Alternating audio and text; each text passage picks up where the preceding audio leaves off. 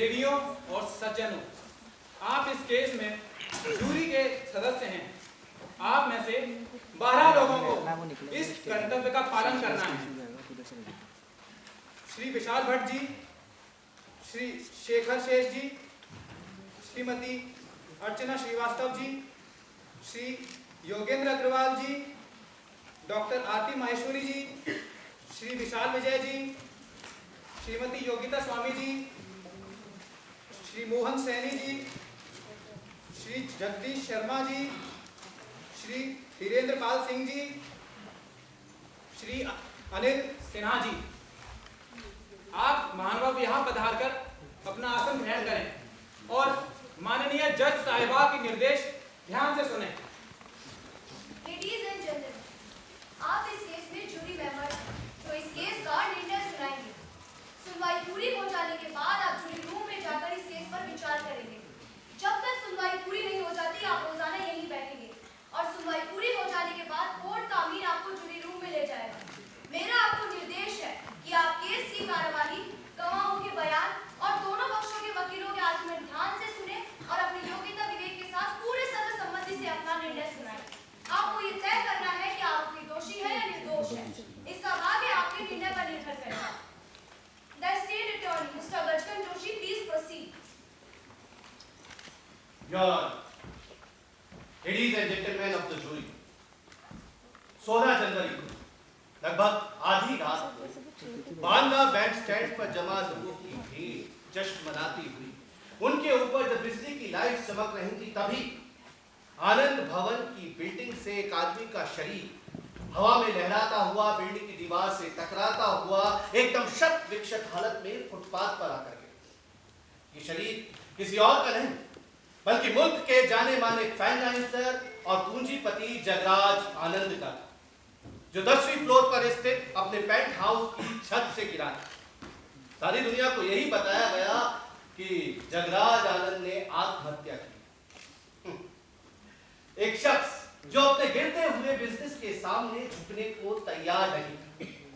यकीन करना बहुत मुश्किल है, एक ऐसा शख्स जो दुनिया के फाइनेंशियल डिक्टेटर के सिंहासन को बचाने की कोशिश कर रहा था, इतनी आसानी से उस स्काई स्क्रैपर की छत से गिरा पाएगा।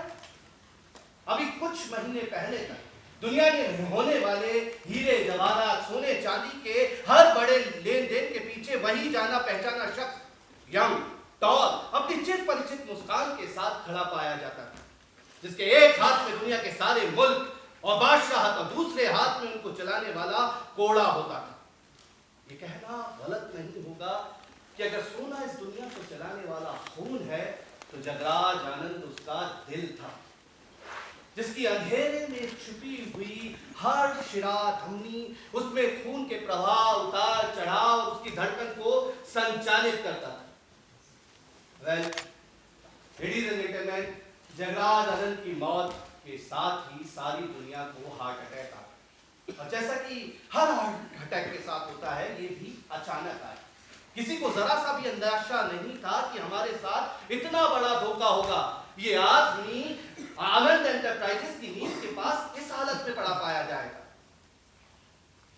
जगराज आनंद की मौत के साथ ही उसका सारा बिजनेस भी डूब गया, जिसने सारी दुनिया में भूकंप जैसे हालात पैदा कर दिए।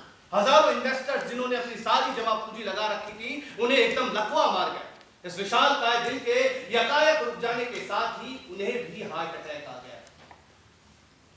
जगराज आनंद को इस दुनिया में कदम जमाने के लिए बहुत ज्यादा स्ट्रगल और संघर्ष करना पड़ा, मगर उससे भी कहीं ज्यादा स्ट्रगल और संघर्ष उसके दिल के भीतर चल रहा था, जिसकी परतें इस मुकदमे के दौरान खोलने की कोशिश की जाए।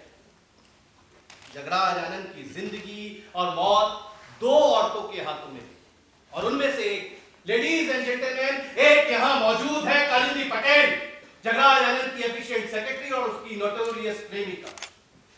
अभी 1.5 साल पहले जगराज आनंद को किसी बैंक से लोन लेने पंजाब जाना पड़ा अपने बिजनेस को बचाने, लेकिन किस्मत ने उसे अपने दिल को बचाने का साधन मुहैया करा, एक खूबसूरत लड़की के लिए, जो अब जगराज की विधवा पत्नी है, नम्रता आनंद, देश के जाने माने समाज सेवी और परोपकारी जसवंत वालिया की इकलौती बेटी। अपनी युवा पत्नी की निश्चित पवित्रता में जगदार को ऐसा लगा कि मानो उसे सिर्फ न केवल एक नई जिंदगी मिल गई हो, बल्कि उसे तमाम मुसीबतों से छुटकारा मिल गया, जिसका सबसे बड़ा सबूत ये कि जगराज आनंद ने अपनी शादी के 2 हफ्ते के बाद ही मिस कालिंदी पटेल को नौकरी से निकाल दिया। अब वो खुलकर अपनी जिंदगी जी रहा है। लेकिन ladies and gentleman, Kalindi Patel जैसी औरतों के चंगुल से छूट पाना इतना आसान नहीं होता। हम सिर्फ अंदाजा ही लगा सकते हैं कि इसके मन में कितनी घृणा और बदले की भावना सुलग रही थी, जो 16 जनवरी को आग की लपटों के रूप में सामने आई गई। जगराज आनंद ने आत्महत्या नहीं की थी, बल्कि उसकी हत्या की गई थी।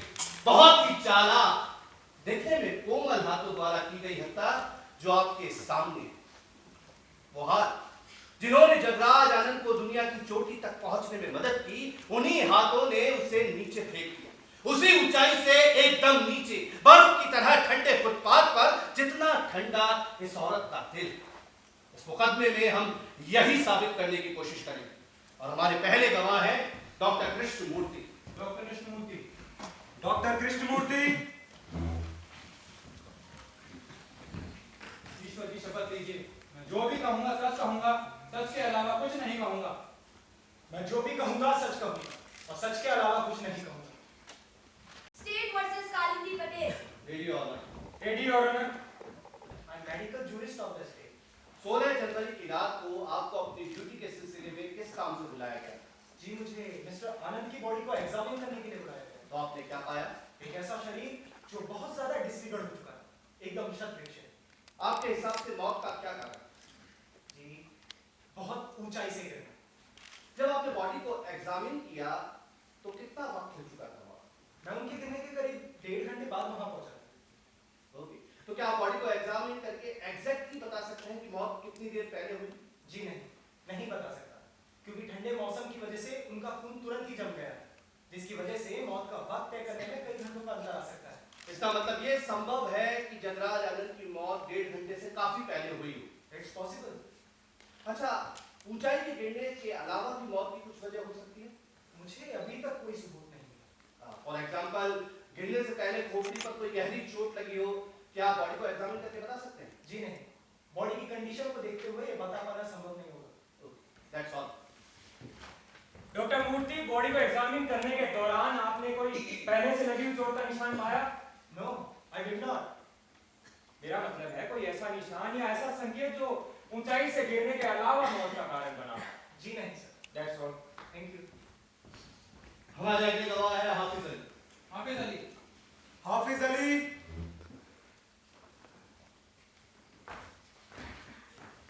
ईश्वर की शपथ लीजिए, मैं जो भी कहूंगा सच कहूंगा, सच के अलावा कुछ नहीं कहूंगा। मैं ईश्वर की शपथ लेकर कहता हूँ कि जो कहूंगा सच कहूंगा, सच के सिवा कुछ नहीं कहूंगा। आपका नाम? जी, सैयद हाफिज अली। आपका पेशा? जी, मैं आनंद भवन का नाइट वॉचमैन। क्या मिस्टर आनंद का बिजनेस ऑफिस इसी बिल्डिंग में है? जी सर। और इस बिल्डिंग की छत पर जो बैंक हाउस है उसका मालिक कौन है, आप जानते हैं? जी बिल्कुल, मिस्टर आनंद ही उसके मालिक हैं। और उसमें रहता कौन था? मिस पटेल और मिस्टर आनंद। मिस्टर आनंद की शादी के पहले तक। और शादी के बाद? मिस्टर आनंद की शादी के बाद वहाँ मिस पटेल अकेली ही रहती थी। क्या आपने मिस्टर जगराज आनंद को शादी के बाद भी मिस पटेल से मिलते हुए देखा? हाँ, सिर्फ एक बार। कब? 16 जनवरी की रात को जरा इस बारे में। 10:30 बजे होंगे। आपको वक्त का कैसे पता चला? साहब 10 बजे मैं ड्यूटी पर आता हूँ और इस बात को आधे घंटे से ज्यादा नहीं हुआ था। नीचे 1:30 बजे मैं तेजी से लॉबी में गया। सामने पटेल मैम साहब और उनके साथ आनंद साहब थे। मुझे थोड़ा ताज्जुब भी हुआ, क्योंकि पटेल मैम साहब के पास उनकी चाबियां रहती हैं और वो अक्सर खुद ही दरवाजा खोल लेती। क्या मिस पटेल मिस्टर आनंद के साथ अकेली? जी नहीं, उनके साथ 2 और लोग भी मौजूद थे। वो लोग कौन थे? मैं उन्हें नहीं जानता। क्या तुमने उन्हें कभी पहले नहीं देखा? नहीं सर, कभी नहीं। वो देखने में कैसे दिखाई देते? सर दोनों ही लंबे चरहरी कद काटी के थे।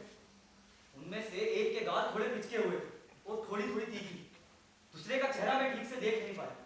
उनका चेहरा एक और झुका हुआ था, शायद कुछ ज्यादा ही लगा रखी। मेरा मतलब उनकी बेइज्जती करने का नहीं। क्या मतलब? साफ साफ बताइए सर हाफिज। आप इजाजत दें तो बताना चाहूंगा कि उन्होंने कुछ ज्यादा ही पी रखी थी। यहाँ तक कि अपने पैरों पर खड़े नहीं हो पा रहे थे।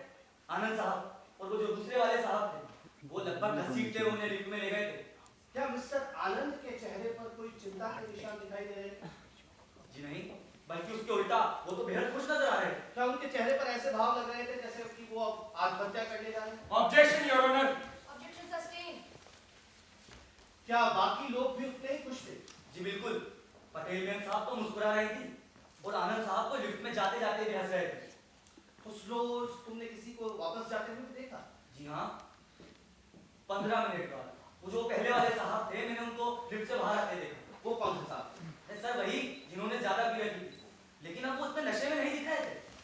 हाँ, उनकी चाल में थोड़ी लड़खड़ाहट जरूर थी। किस तरफ गए थे? सर जैसी उनकी हालत थी, मैं दरवाजे तक जाने के लिए उनकी मदद करना चाहता था, लेकिन जैसे उन्होंने मुझे देखा, वो जल्दी से अपनी गाड़ी की ओर चले गए। उनकी गाड़ी दरवाजे के बिल्कुल सामने ही खड़ी, लेकिन साहब वो ज्यादा दूर नहीं जा पाए होंगे। उन्हें रास्ते में पुलिस ने धर लिया होगा। उस रोज गश्ती कुछ ज्यादा थी। अच्छा, तुम ही बताओ, तुमने उनके जाते वक्त कोई खास बात नोट की? हाँ सर, उनके ठीक पीछे एक और कार रवाना हुई। कौन सी कार? मुल्जिम, प्लीज कीप क्वाइट। अगर मिस पटेल मुझे बोलने दें तो मैं उनकी उत्सुकता को शांत कर सकता हूँ। मैं भी यही पूछने वाला था। कौन सी कार आपके दली साहब? साहब एक काले रंग की लंबी कार थी, उनसे 2 कार पीछे खड़ी थी। और उसमें कौन था? मैंने तो सिर्फ एक शख्स को देखा। अच्छा, तुम्हें कैसे मालूम कि वो कार उस कार का पीछा कर रही? साहब मैं पूरे यकीन से तो नहीं कह सकता, पर मुझे बड़ा अजीब लगा जब दोनों ही कारें एक साथ स्टार्ट हुई। अच्छा, क्या तुमने वो दूसरे वाले साहब को भी बाहर जाते हुए देखा? जी हाँ, 10 मिनट बाद वो दूसरे वाले साहब भी लिफ्ट से बाहर आए।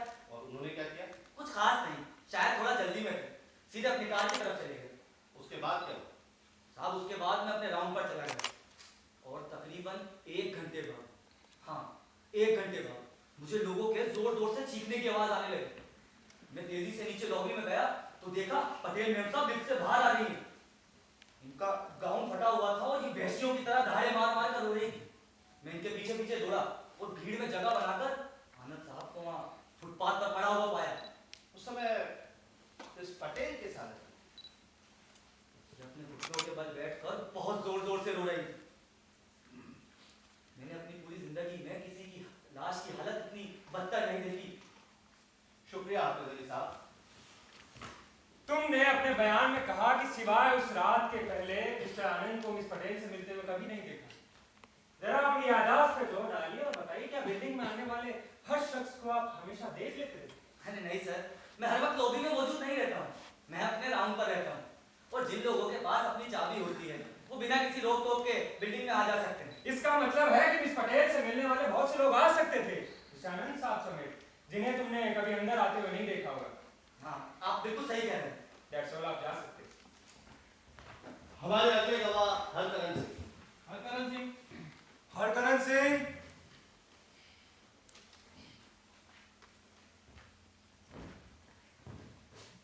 ईश्वर की शपथ लीजिए, मैं जो भी कहूंगा सच कहूंगा, सच के अलावा कुछ नहीं कहूंगा। मैं जो कुछ भी कहूंगा सच कहूंगा, सच के सिवा कुछ नहीं कहूंगा।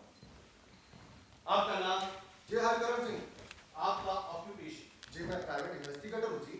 आपका लास्ट असाइनमेंट क्या है? मिस्टर जगराज आनंद पर नजर रखना। और ये असाइनमेंट आपको किसने दिया था? मिसेस जगराज आनंद ने। तो 16 जनवरी की रात को भी आप मिस्टर आनंद का पीछा कर रहे? आहो जी। जरा इसके बारे में डिटेल में बताइए। ठीक है, मैं आपको 1 मिनट दीजिए। हाँ, शाम को 6:13 से बताता हूँ। आप टाइम के बारे में इतना डेफिनेट कैसे हो सकते? This is the part of my job sir. मुझे ये सब रिकॉर्ड करके मिसेस आनंद को रिपोर्ट करना होता है। हाँ, तो शाम को 6:13 पे आनंद साहब मडायल से निकले थे, फॉर्मल ड्रेस में, इकल्ले कार ड्राइव कर रहे थे। और सबसे खास बात ये थी कि बहुत फास्ट ड्राइव कर रहे थे। वो कहाँ जा रहे थे? जी आनंद भवन पहुंचे और अंदर चले गए और इस वक्त तक हो गए थे 7:57। साल ऑफिस बंद हो चुके थे। मैं बाहर अपनी कार में बैठा उनका वेट कर रहा था और ठीक 9:15 पर, जी हाँ, मिस्टर आनंद मिस पटेल के साथ बाहर है। मिस पटेल ने भी फॉर्मल ड्रेस पहन रखी थी जी। मिस पटेल ने, हाँ, मिस पटेल ने बहुत ही अनयूजुअल प्रोपोर्शन का डीप नेक गाउन पहन रखा था जी, जिस पे रंग बिरंगे फूल सिले हुए थे। फिर दोनों ड्राइव करके निकल गए। दोनों कहाँ गए? No one perfect in this world sir. क्या मतलब?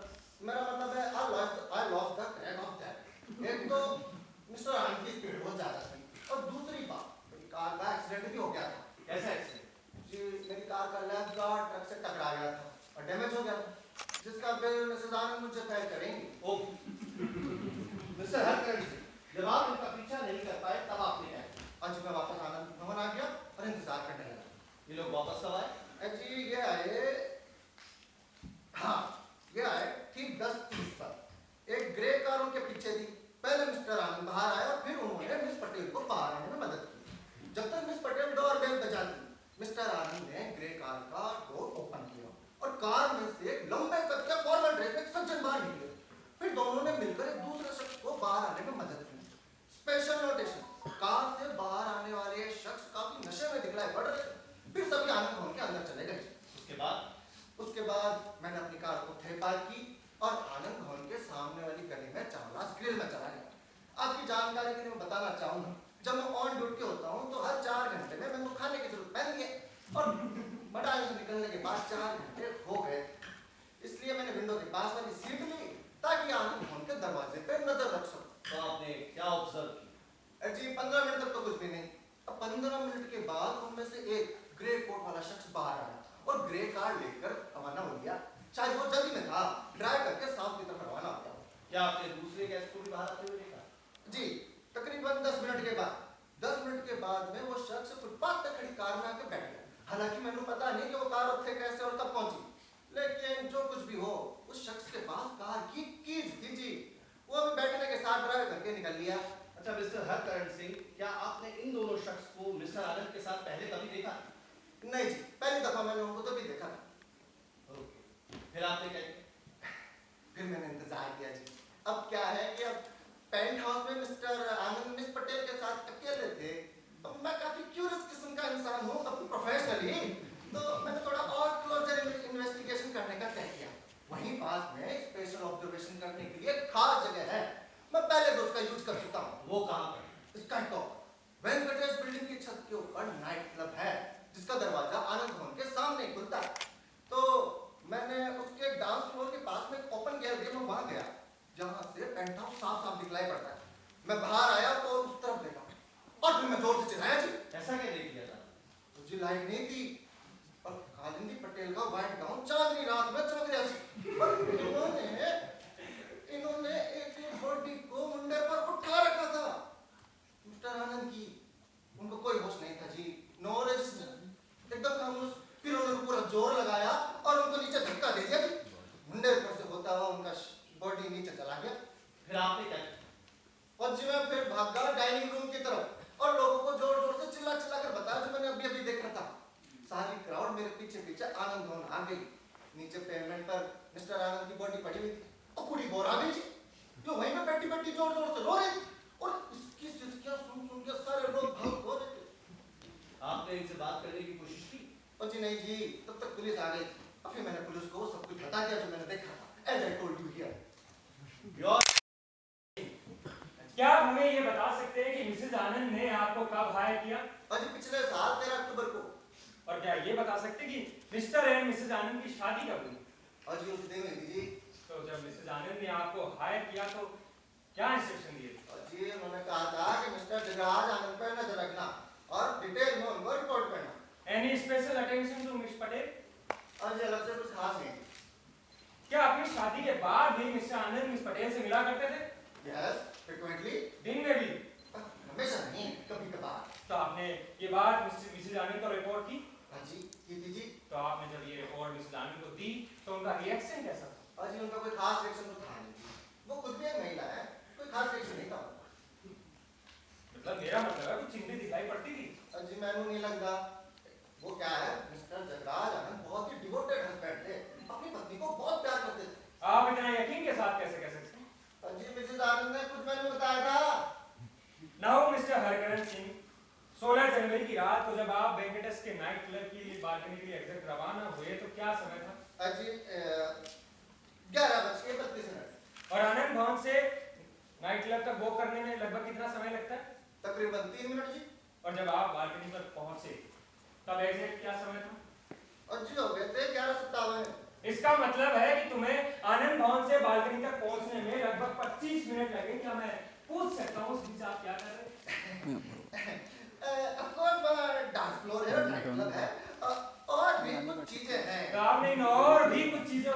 पीछे हो भैया, पीछे अगर मैं आपकी क्यूरियोसिटी का भैया समझ प्लीज रहा हूँ, रिकॉर्ड हो रहा है।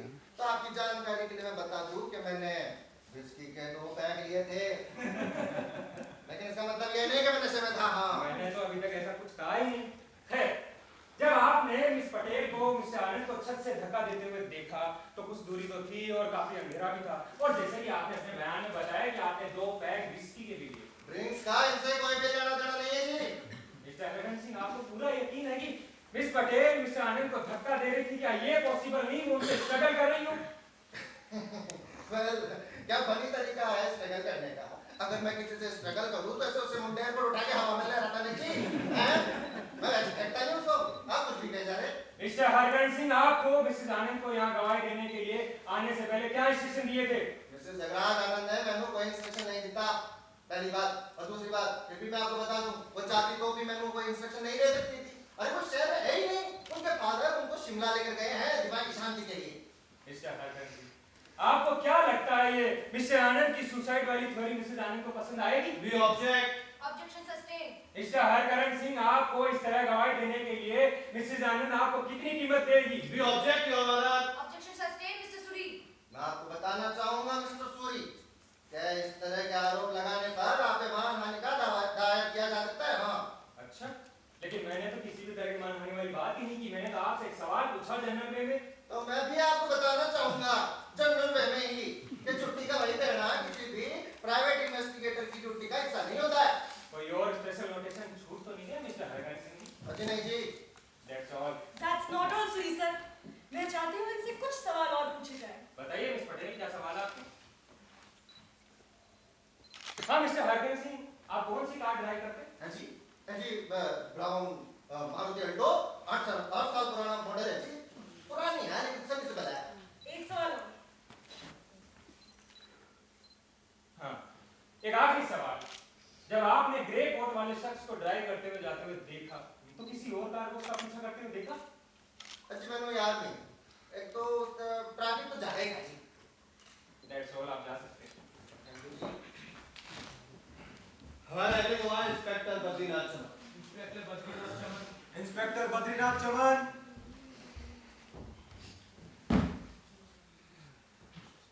ईश्वर की शपथ लीजिए। जो भी कहूंगा सच कहूंगा, सच के अलावा कुछ नहीं कहूंगा। मैं ईश्वर की शपथ लेकर कहता हूँ, जो भी कहूंगा सच कहूंगा, सच के सिवा कुछ नहीं कहूंगा। आपका नाम? बद्रीनाथ चमन। अपना व्यवसाय?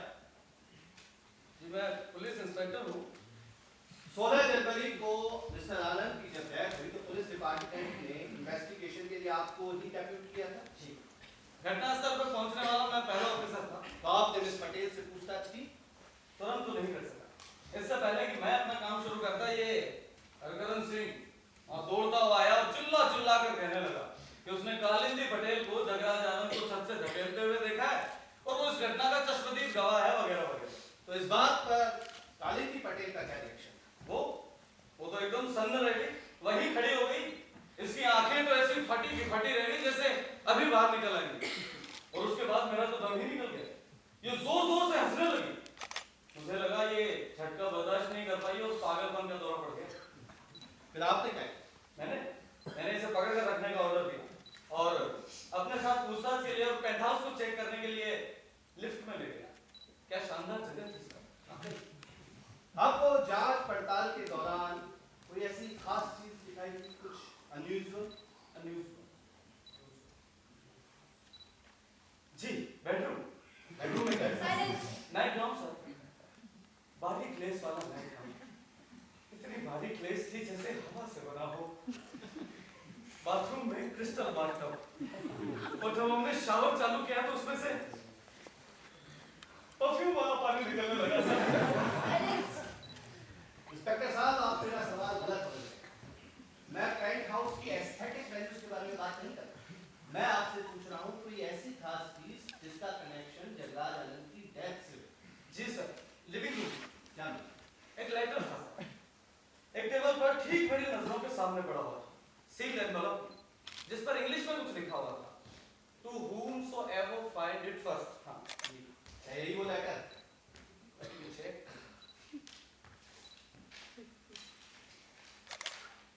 जी सर,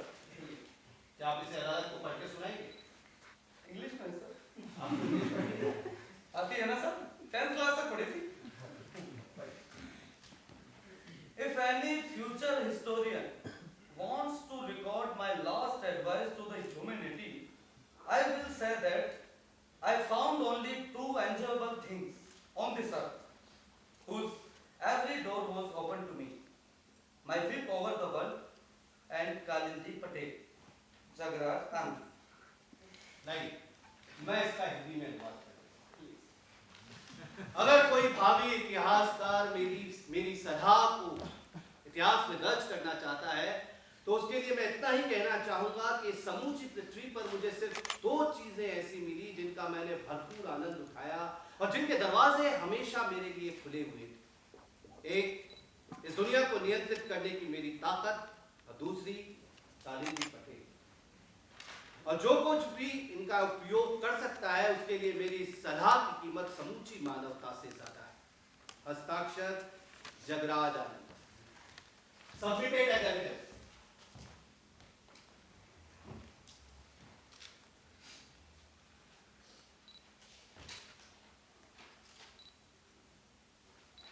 Accepted as exhibit. आपने इनसे इस लेटर के बारे में पूछताछ की? जी बिल्कुल की थी। इनका कहना था कि ये लेटर जगराज ने लिखकर वहीं छोड़ दिया था और इनको उसे टच ना करने की हिदायत दी और उसके फौरन बाद रूफ गार्डन की तरफ चला गया। जब इनको पता चला कि उसके इरादे क्या है, तो इन्होंने उसे रोकने के लिए स्ट्रगल किया, लेकिन रोक नहीं पाए। आपने इनसे पूछा उसे इनके साथ और कौन कौन था? मैंने पूछा था सर। इनका कहना था कि दो शख्स थे जो कि मिस्टर जगराज आनंद के फ्रेंड्स थे। हालांकि इन्होंने ले आया था। इनके मुताबिक उनके नाम थे जय खोसला और दयाशंकर। तो आपने जगराज आनंद के जान पहचान वालों की लिस्ट में नाजियों को तलाश करने की कोशिश की? जी की थी, लेकिन इन नाम के किसी भी शख्स के बारे में कोई नहीं जानता। और आपको पूछताछ के दौरान उन्होंने बताया कि इन्होंने उनको पहले कभी नहीं देखा? जी सर। ये बात उन्होंने पूरे विश्वास के साथ कही थी या आपने कुछ हिचक या संकोच महसूस की? जी सर, पूरे यकीन और मजबूती के साथ कही। Okay, that's all. तुमने कहा कि मिस पटेल ने तुमसे कहा कि उन्हें मिस्टर आनंद को सुसाइड करने से रोकने के लिए उनसे स्ट्रगल करना पड़ा था और आपने इनके कपड़ों पर स्ट्रगल के सबूत देखे। जी सर, इनकी ड्रेस फटी हुई थी। इन्होंने सफेद गाउन पहन रखा था जिसके शोल्डर स्ट्रेप पे डायमंड्स लगे हुए थे और उसमें से एक स्ट्रेप टूट गया था, तो इन्हें दूसरे हाथ से अपनी ड्रेस संभालनी पड़ रही थी। और आप इस बारे में क्या सोच रहे थे? इस सवाल का जवाब देना जरूरी है क्या सर? बिल्कुल जरूरी है। मैं सोच रहा था काश गाउन का दूसरा स्ट्रेप भी टूट जाता। Silence, Mr. बद्रीनाथ, आप पढ़े लिखे हैं, आपको पता होना चाहिए अदालत में कैसे पेश आना चाहिए। मेरा पूछने का मतलब था ये था कि आपको लग रहा था कि ड्रेस स्ट्रगल के दौरान ही फटी है? लग तो ऐसा ही रहा। एक आखिरी सवाल, क्या मैं पूछ सकता हूँ कि आपने बाथरूम का शावर क्यों चालू किया?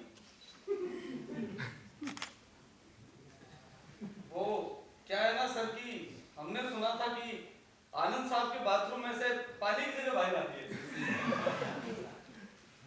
जगराज आनंद के बारे में सुनी हुई तमाम कहानी पर आपको विश्वास नहीं करना चाहिए। आप एक पुलिस ऑफिसर हैं। एनीवे दैट्स ऑल इंस्पेक्टर, आप जा सकते हैं। हमारी अगली गवाह है मेघला सिन्हा। मेघला सिन्हा। मेघला सिन्हा। ईश्वर की शपथ लीजिए, मैं जो भी कहूंगी सच कहूंगी, सच के अलावा कुछ नहीं कहूंगी। हम ईश्वर की शपथ खाकर कहते हैं कि जो कुछ भी कहेंगे, सच के सिवा कुछ नहीं कहेंगे।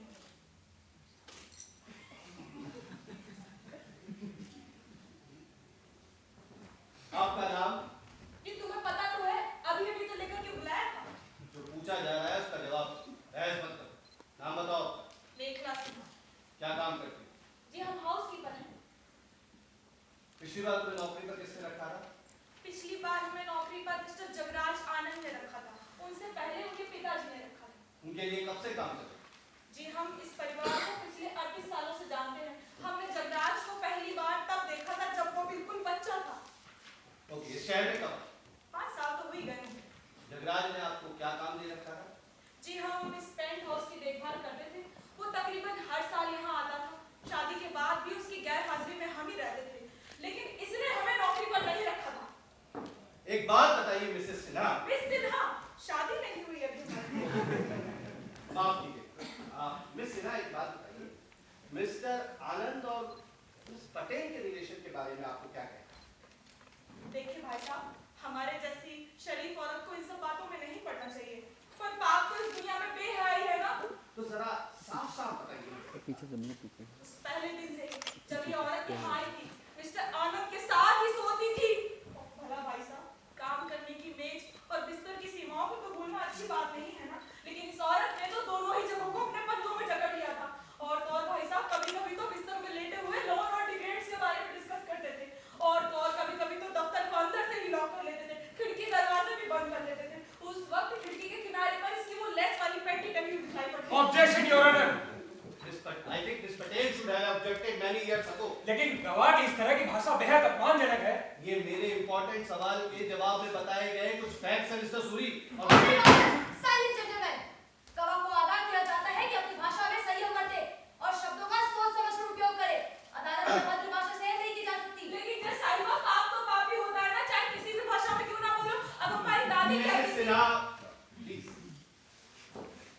क्या आप कोई ऐसी बात बता सकती हैं जब मिस्टर आनंद को मिस पटेल की वजह से कोई नुकसान हुआ हो, मॉडल वैल्यूज को छोड़?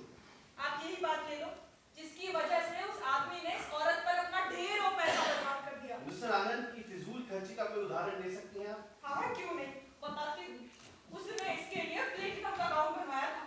जी हाँ, प्लेटिनम का गाउन, सुंदर, मखमली, कोमल, और ये उस गाउन को बिना अंदर के कपड़ों के पहनती थी।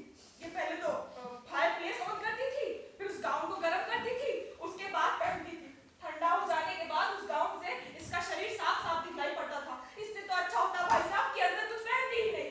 शरीर के सहन होने की हद तक तो इस गाउन को गर्म कर लेती, और उसके बाद जब इसकी बेशरम इसकी जलने लगी तो पागलों की तरह ही करके हंसती, और वो आनंद जंगली शेर की तरह इसकी जली हुई स्किन को चाटता। छी छी, मुझे तो बताती हूँ विशाल। Objection your honour. इस तरह के गवाही का कोई मतलब नहीं है कि सिवाय माननीय जूरी के सदस्यों को मिस पटेल के खिलाफ प्रभावित करने के। उसे बोलने दीजिए सूरी सर, क्या पता जूरी के सदस्य मेरे पक्ष में प्रभावित हो जाए। मिस्टर सूरी, मुझे आपके साथ आपके क्लाइंट को हैंडल करना इतना आसान था? भैया बताओ यार। Objection overruled. अब आप ये बताइए कि मिस्टर आनंद का अपनी शादी के बारे में क्या? जी, हमने अपनी जिंदगी में उसे पहली बार इतना खुश देखा था, इतना खुश था जैसे किसी शरीफ आदमी को सही रास्ता दिखा दिया हो किसी ने। क्या आपको किसी ऐसी बात का पता चला हो जिसने मिस्टर आनंद को सुसाइड करने पर मजबूर कर दिया हो? जी नहीं, ऐसी बात हमारी जानकारी में तो नहीं है। अच्छा, अब एक बात बताइए, मिस पटेल का मिस्टर आनंद की शादी के बारे में क्या रिएक्शन है? जी एकदम खामोश हो गई थी, जैसे पत्थर का बुत बन रहे हो। लेकिन मिसेस आनंद? मुझे पता चला आप मुझे विटनेस के तौर पर बुलाना चाहते हैं मिस्टर जोशी। हाँ, और मुझे पता चला कि आप शिमला चली गई। I was there, but I escaped. You escaped? Dad को मेरे हेल्थ के लिए कंसर्न था, मगर मुझे अपने पति के प्रति अपनी ड्यूटीज निभानी। मुझे आपकी भावनाओं की कद्र। आप आइए, यहाँ बैठ, मैं अभी थोड़ी देर बाद। हाँ, तो आप मिस्टर आनंद की शादी के बारे में मिस पटेल के रिएक्शन के बारे में कुछ बता रही थी मिस सिन्हा? हाँ, हम कह रहे थे कि एकदम खामोश हो गई थी, जैसे पत्थर का बुत बन गई हो। लेकिन एक रात हमने अपनी जिंदगी में से पहली बार रोते हुए और सिसकते हुए सुना था, शादी के बाद। क्या आपको ऐसा लगा कि मिस पटेल को बहुत तकलीफ हुई? तकलीफ? इसको सवाल ही पैदा नहीं होता। इसके लिए एक या कई आदमी के जाने से क्या फर्क पड़ने वाला था। और तो और हमने तो इसे आनंद की शादी वाली रात ही बेवफाई करते हुए देखा था। बेवफाई? जी हाँ। किसके साथ? हम उसे नहीं जानते, लेकिन आनंद की शादी वाली रात हमने पहली बार उसे देखा था। जरा इस बारे में कुछ डिटेल में बताइए मिस सिन्हा। हम शादी में गए, कितना खुशनुमा और सुंदर माहौल था। उसकी जवान बहू शादी के लाल जोड़े में गुलाब के फूल जैसी लग रही थी। हमारी तो आंखें भीग आई। ऐसा लग रहा था जैसे हमारे अपने ही बच्चों की शादी हो रही हो। लेकिन ये शादी में नहीं गई थी। ओह,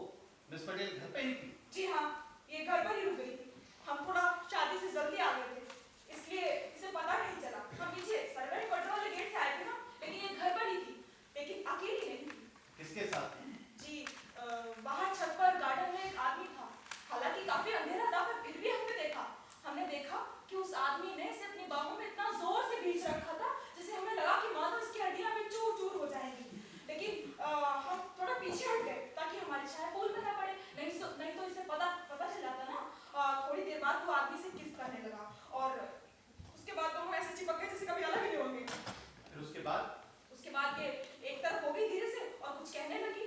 हमने थोड़ा सुनने की कोशिश की पर ये काफी धीरे बोल रही थी, इसलिए हमें कुछ सुनाई नहीं पड़ा। उसके बाद उस आदमी ने बिना कुछ कहे इसका हाथ अपने हाथ में लिया और होठों पर लगा लिया। हमने काफी देर इंतजार किया, उसके बाद हम अपने कमरे में चले गए। क्या उस आदमी का नाम पता चला? जी नहीं। आपने फिर कभी उससे दोबारा देखा? जी एक बार देखा था हमने। कब? 16 जनवरी की रात को। जरा खुल के बताइए। जी उस रोज इसने मुझे बुलाया और उस रोज इसका व्यवहार काफी अजीब था। इसने बुलाया और कहा कि छुट्टी ले लो। हमें थोड़ा शक हुआ। इसमें शक करने की क्या बात? जी हमारा ऑफ गुरुवार को रहता है और अगले दिन की छुट्टी हमने मांगी ही नहीं थी, लेकिन इसने कहा कि उसे उस रोज हमारी कोई जरूरत ही नहीं है, इसलिए हम चले गए। कितने बजे गए थे आप? करीब 4 बजे, लेकिन हमें वजह मालूम करनी थी, इसलिए हम वापस भी आए थे। कितने बजे वापस? रात के 10 बजे। घर में काफी अंधेरा था और ये भी घर पर नहीं थी। करीब आधे घंटे इंतजार करने के बाद हमने इन्हें आते हुए सुना। इसके साथ आनंद साहब भी थे, इसलिए हमें रुकने में थोड़ा डर लग रहा था, लेकिन जाने से पहले हमने देखा कि इनके साथ 2 और शख्स थे। एक तो बिल्कुल नशे में था, उसे हम नहीं जानते, लेकिन दूसरे को जानती थी। हाँ जी हाँ। दूसरा लंबे छहरे बदन का, चेहरा काफी शार्प और गाल पिचके हुए, और ये वही शख्स था जो उस रोज मिस पटेल को किस कर रहा था। इतना काफी है मिस सिन्हा। थैंक्स। एक मिनट मिस सिन्हा, अभी तो आपको मुझसे भी कुछ बातें करनी है। ठीक, किस लिए? जो कुछ भी हमें पता था सब कुछ तो बता दिया ना। कुछ सवालों के जवाब आप जानती हैं। एक पर्सनल सवाल पूछने के लिए माफी चाहता हूँ, आप कितने नंबर का चश्मा लगाती हैं? आपसे मतलब? बताइए। -3। अभी अभी आपने कहा था कि आपने उस अजनबी को मिस पटेल को किस करते हुए देखा। जी हाँ देखा था। और जब आपने उसे पहली बार देखा तब काफी अंधेरा भी था। काफी अंधेरा था। और 16 जनवरी की रात को जब आप बड़ी होशियारी से अपनी मालकिन की जासूसी कर रही थी, तभी आपने उस आदमी को फिर से देखा आनंद साहब के साथ, और पकड़े जाने के डर से आप भागी गई। और यही कहा था ना आपने। अच्छी याददाश्त है आपकी।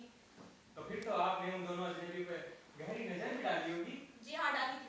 तो ये बताइए, जो नशे में डूबा हुआ शख्स था वो कैसा दिखलाई पड़ता था? जी हम कैसे बता सकते हैं, हमने कहा ना, एक तो हम उसका चेहरा नहीं देख पाए, दूसरा दरवाजे पर काफी अंधेरा था। अच्छा, काफी अंधेरा था और आप जल्दी में भी थी, आप -3 का चश्मा भी लगाती हैं, फिर भी आप उस शख्स को पहचान गई जिसको आपने सिर्फ एक बार, वो भी बहुत पहले देखा था मिस सिन्हा।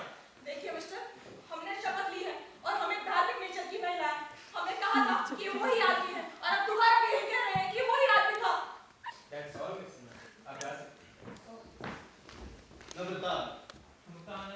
नम्रतानंद, ईश्वर की शपथ लीजिए। मैं जो भी कहूंगी सच के अलावा कुछ नहीं कहूंगी। मैं जो भी कहूंगी, सच के अलावा कुछ नहीं कहूंगी। आपका नाम? नम्रता। और ये जंगराज आनंद से आपका क्या रिलेशन?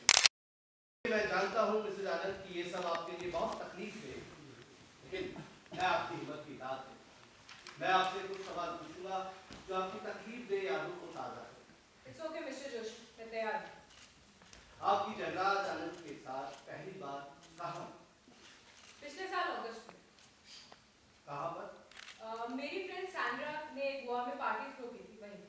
तो आप इस मुलाकात के बारे में बताइए। सैंड्रा ने हम दोनों को इंट्रोड्यूस कराया। वो हमेशा मेरी तारीफ करेंगे। उस रोज मैंने आनंद ने पहली बार एक दूसरे डांस किया। हम डांस करते करते पूल साइड पे आके पीछे से आता हुआ सॉफ्ट म्यूजिक हमारी में ही लगे हुए गुलाब के फूल तोड़ने के लिए जंगराज हुआ। जैसे ही उसने उसे झटके से तोड़ा, उसके हाथ में नंगे कदमों को छू से पता नहीं क्यों मुझे शर्म आ गई। शायद से मुझे शर्माता हुआ उसने देख लिया था, क्योंकि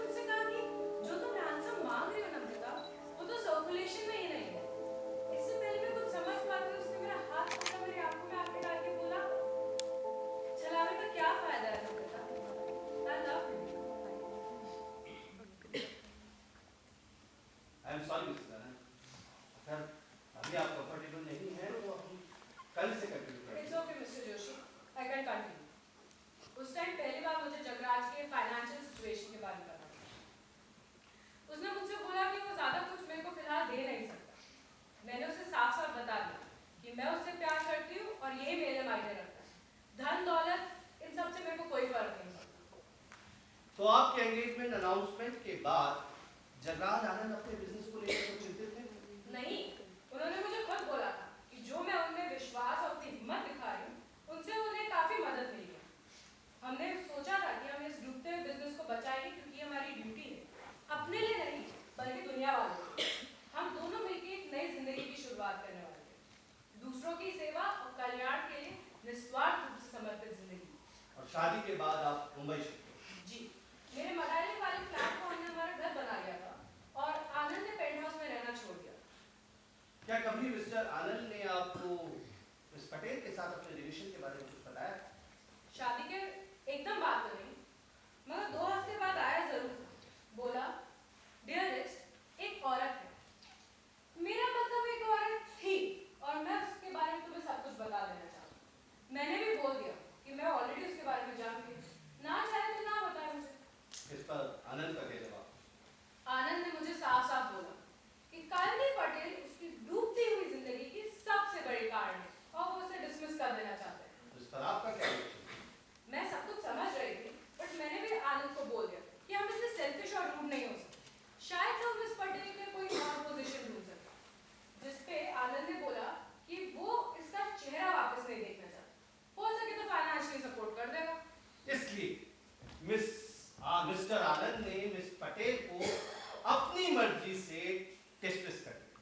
मिस्टर जोशी, इस दुनिया में 2 तरीके की औरत होती है और मुझ जैसी औरत दूसरी औरत से जलने वालों में से तो बिल्कुल नहीं है। अच्छा, एक बात बताइए मिसेस आनंद, क्या आपको ऐसा लगता है कि आपके पति के पास आत्महत्या करने के कारण की कोई भी पॉसिबिलिटी? कोई नहीं मिस्टर जोशी, उसके पास कोई कारण नहीं। क्या वो आपसे अपने फ्यूचर प्लान के बारे में बात करते हैं? हम अक्सर अपने फ्यूचर के बारे में बात करते हैं। उस दिन भी उनकी मौत से एक दिन पहले भी हम हमारे स्टडी के फायरप्लेस के बगल में बैठ कर फ्यूचर के बारे में बात करें। हमें पता था हम ज्यादा टाइम तक रिच नहीं रहने वाले और हमें इस बात से कोई फर्क भी नहीं पड़ता। हम सारी धन दौलत, मोह माया, दूसरे ऊपर उठने की महत्वाकांक्षा, इन सब को छोड़कर एक नई जिंदगी की शुरुआत करना चाहते हैं जो स्पिरिचुअल वैल्यूज पे डेडिकेटेड है। हम ये शहर छोड़ के भी जाने वाले थे, किसी और शहर में आम आदमी जैसे जीने के। ये बताइए, 16 जनवरी को दिन भर मिस्टर आनंद क्या कर रहे हैं? हर बार की तरह सिटी में बिजनेस मीटिंग्स में थे। शाम को देर से घर आए और बोले कि वो रात को लेट आएंगे क्योंकि कोई सिटी में कोई बिजनेस डिनर या कुछ था और अराउंड 6 बजे वो निकल गए। कौन सी डिनर पार्टी की कुछ जानकारी है? नहीं, उन्होंने ना ही मुझे बताया और ना ही मैंने उनसे पूछा। मैंने ठान रखा था कि मैं बिजनेस के मामलों में दखल-अंदाजी तो करूंगी। उस शाम जब उन्होंने आपको गुड बाय करा तो कोई खास बात आपने नोटिस की? हर बार की तरह उन्होंने मुझे किस किया, गाड़ी में बैठे और मेरे को वेव करके निकल गए। मैं वही दरवाजे पे खड़े-खड़े सोच रही थी कि हमारा रोमांस कितना परफेक्ट है, किसी फैंटेसी जैसा, किसी मधुर गीत जैसा। एकदम मुझे क्या पता था, इनडायरेक्टली किसी की जेलसी की वजह से उनकी डेथ हो गई। ऑब्जेक्शन योर ऑनर, यह गैर जरूरी बातें बयान से हटा दी जाए। गवाह आपकी बातें रिकॉर्ड से निकाल दें। Thank you missus Anand, that's all. Missus Anand, क्या आप मेरे कुछ सवालों के जवाब देने की पोजीशन में हैं? जितने आप चाहे मिस्टर सूरी। Thank you. अभी अभी आपने कहा था कि आपका रोमांस एक परफेक्ट ड्रीम की तरह चल रहा था, ये कहा था? जी। और एक पवित्र सच्चाई जिसने 2 आत्माओं को एक नया जीवन दे दिया। हाँ जी मिस्टर सूरी। एक सुंदर और जीवन में प्रेरणा देने वाला। मिस्टर सूरी। तो फिर आपने अपने हस्बैंड की जासूसी के लिए डिटेक्टिव क्यों हायर किया? मैंने उनकी जासूसी के लिए डिटेक्टिव हायर नहीं किया, मैंने उनकी सिक्योरिटी के लिए किया था। प्लीज साफ-साफ बताइए। वो क्या है ना, कुछ समय पहले कोई तो गैंगस्टर है, क्या नाम है उसका, आई गेस राकर रिजवान बुलाते हैं, उन्होंने इसे थ्रेटन किया था और जगराज ने हर बार की तरह उस पर कोई अटेंशन पे नहीं किया। मगर एक पत्नी होने के नाते उनकी सिक्योरिटी मेरी ड्यूटी है, जिसकी वजह से मैंने हरचरण सिंह जी को हायर किया था और मुझे पता था अगर मैं जगराज को इसके बारे में बताऊंगी तो ऑब्वियसली ऑब्जेक्ट करेंगे, इसलिए मैंने उन्हें कुछ नहीं बताया। लेकिन दूर से नजर रखने वाला एक जासूस उनको कैसे प्रोटेक्ट कर सकता है? मुझे पता चला है कि अंडरवर्ल्ड का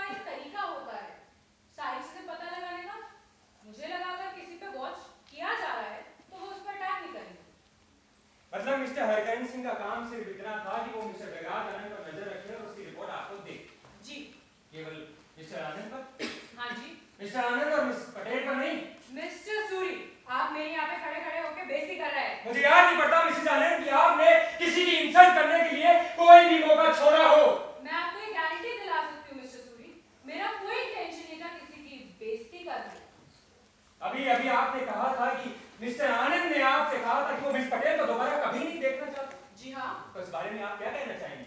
मैं इस बारे में कैसे कुछ कह सकती हूँ? मेरे को क्या पता इसने क्या ब्लैकमेल और करा था। इस बारे में आप क्या कहना चाहेंगे कि 16 जनवरी के दिन मिस्टर आनंद ने आपसे झूठ बोला कि वो किसी बिजनेस पार्टी में जा रहे हैं, लेकिन वो तो सीधे मिस पटेल के घर पहुंच गए थे। मिस्टर सूरी, अगर मैं आपके इन प्रश्नों का जवाब दे पाती तो शायद से आप यहाँ पे खड़े खड़े मुकदमा नहीं लड़ रहे हो।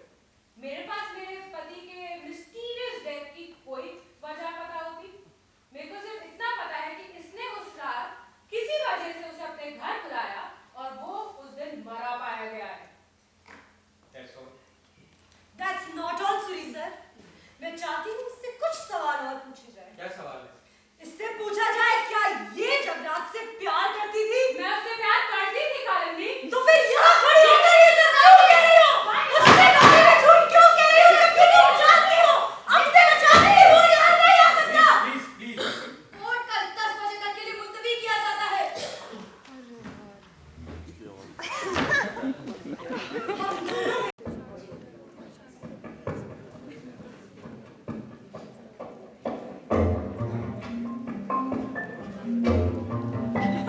Court attention. High Court panel number 11 of the state, महामहिम सावित्री घोष पधार रही है।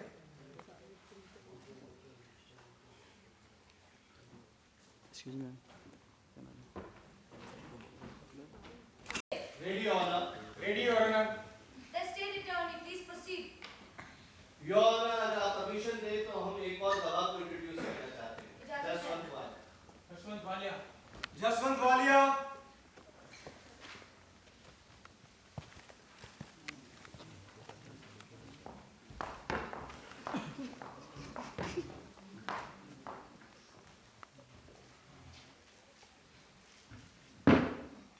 ईश्वर की शपथ लेकर जो भी कुछ कहूंगा सच के अलावा कुछ नहीं कहूंगा।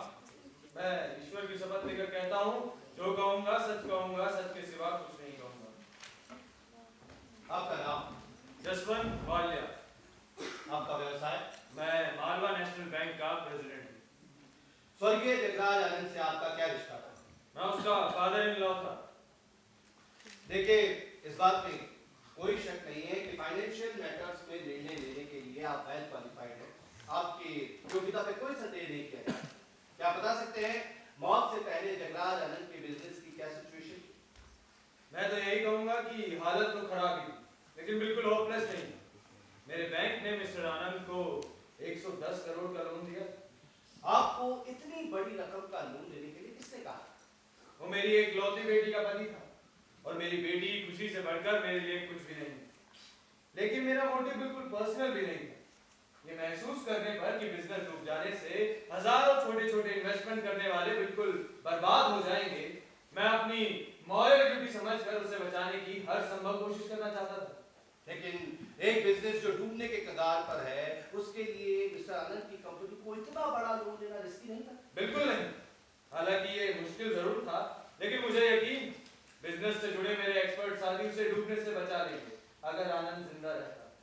यानी कि मिस्टर आनंद के पास बिजनेस के मामला की वजह से आत्महत्या करने का कोई कारण नहीं था? जी, उसके पास जीने की 1000 वजह थी। अब एक बात और बताइए मिस्टर जसवंत वालिया, आपकी बेटी के साथ शादी करने के बाद मिस्टर आनंद की फैमिली लाइफ से खुश थे? मिस्टर जोशी, मैं आपको अपने बारे में कुछ बता देना चाहता हूँ। मैंने मेरी जिंदगी में अपने घर और परिवार को हमेशा तवज्जो दी, इसलिए आप मुझ पर यकीन कर सकते हैं जब मैं ये कहता हूँ कि मेरी बेटी के परिवार की खुशी मेरे लिए कितनी इंपॉर्टेंट है। मिस्टर आनंद के साथ मेरी बेटी को जिंदगी की हर वो खुशी मिल रही थी जो वो चाहती थी। अब एक बात और बताइए, आपकी मिस्टर आनंद के बारे में पर्सनल राय क्या है? मुझे ये एक्सेप्ट करने में कोई परेशानी नहीं है कि मुझे उसकी कुछ आदतें पसंद नहीं। हमारी पसंद नापसंद उतनी ही अलग थी जितनी आमतौर पे दो इंसानों की होती। मेरे लिए मेरी ड्यूटी ही सबसे इंपॉर्टेंट थी, और मिस्टर आनंद के लिए सिवाय मौज मस्ती के और कुछ इंपॉर्टेंट नहीं। एक बात और बताइए मिस्टर वालिया, क्या आपको कोई ऐसी जानकारी मिली या जिससे आपको लगता है कि ये संभव है कि मिस्टर आनंद ने सुसाइड किया? मेरे ख्याल से it is absolutely impossible. Thank you, that's all. Mister Walia, आप अपने दामाद को बहुत पसंद करते हैं, जी हाँ, और आप उनसे कभी डिसएग्री भी नहीं हुए और ना ही किसी बहस के दौरान आपने अपना आपा खोया। मिस्टर सूरी, मैं अपना आपा कभी नहीं खोता। I never lose my temper. लेकिन जहां तक मुझे याद है और मेरी जानकारी है कि मिस्टर आनंद को इतना बड़ा लोन देने से पहले आपके और उनके बीच में कुछ अनबन हुई थी। क्या कुछ कहीं ऐसा था कि आपने लोन देने से मना कर दिया? बिल्कुल नहीं, ये सिर्फ एक गलतफहमी है बस। मैं आपको यकीन दिलाता हूँ मिस्टर सूरी। हालांकि मिस्टर आनंद ने कुछ गैर वाजिब बातें बताई थी जिनकी कोई जरूरत नहीं। मेरी बेटी की खुशी के लिए मैंने उसे आसानी से लोन दे दिया। अभी अभी आपने कहा कि मिस्टर आनंद की मौत के बाद आपके बिजनेस पे बहुत बुरा असर पड़ा। जी हाँ। और आपकी मौजूदा फाइनेंशियल सिचुएशन काफी प्रेशर में आ गई। जी। तो फिर आपने राका रिजवान की गिरफ्तारी और सजा दिलाने के 10 लाख का इनाम कैसे ऑफर कर दिया? ऑब्जेक्शन माय लॉर्ड, इस बात का इस केस से कोई रिलेशन नहीं। माय लॉर्ड, मैं खुद इस बात पर अपनी सफाई देना चाहता हूँ। इजाजत है? जी हाँ, मैंने ही ये इनाम ऑफर किया था। मैं नागरिक की कर्तव्य भावना से प्रेरित हुआ था। ये शख्स जिसे दुनिया राका रिजवान के नाम से जानती है बहुत ही चालाक और खतरनाक अपराधी है। मैंने इनाम इसलिए घोषित किया था ताकि उसे पकड़ा जा सके और सजा दी जा सके। और मैं मिस्टर जोशी से भी सहमत हूँ कि उसका इस केस से कुछ लेना देना नहीं। मिस्टर वाले, एक बात बता सकते हैं आप, इस केस के शुरू होने के एकदम पहले आप जल्दबाजी में शिमला क्यों चले गए? बात एकदम साफ है। मेरी बेटी इस सडन एक्सीडेंट से टूट सी गई। मैं उसे यहाँ से दूर ले जाना चाहता था, उसकी हेल्थ के लिए और उसकी जिंदगी के लिए भी। मिस्टर वाले, आप अपनी बेटी से बहुत प्यार करते हैं। जी हाँ। और आपने हमेशा इस बात का ख्याल रखा है कि उसकी हर इच्छा पूरी की जाए। जी, और मुझे इस बात पर गर्व है। जब भी वो या आप किसी चीज की इच्छा रखते हैं तो उसकी कीमत कोई मायने नहीं रखती है ना? जी, मुझे उसकी परवाह नहीं। तो फिर उसकी इच्छा के लिए किसी आदमी को भी खरीद सकते हैं? Objection sustained. एक बात बताइए कि जो पैसा आपने मिस्टर आनंद को दिया था उसके बदले में मिस पटेल को निकालने की कोई वजह तो नहीं थी, कि शर्त तो नहीं रखी गई थी, या उन्हें कोई अल्टीमेटम तो नहीं दिया गया था? आप बिल्कुल गलत आरोप लगा रहे हैं। मेरी बेटी को मिस पटेल से कोई जलन नहीं थी। उसकी औकात आनंद के गंदे अंडे में से ज्यादा और क्या थी? हर आदमी अपनी जिंदगी में ऐसी एक औरत रखता ही है। इस तरह के स्टेटमेंट देने में जरा केयरफुल है मिस्टर वाडिया, क्योंकि जो चीज आपकी बेटी ने पैसे देकर खरीदी थी वही चीज मिस पटेल को फ्री में मिली थी। मिस्टर सूरी, तुम मुझे जानते नहीं हो। मिस्टर कईयों को मैं मिट्टी में मिला चुका हूँ। मिस्टर वाडिया, आप इस तरह का बिहेव अदालत में नहीं कर सकते। That's all. मैं यही सिद्ध करना चाहता हूँ। Thank you, mister Jaswant Wadia.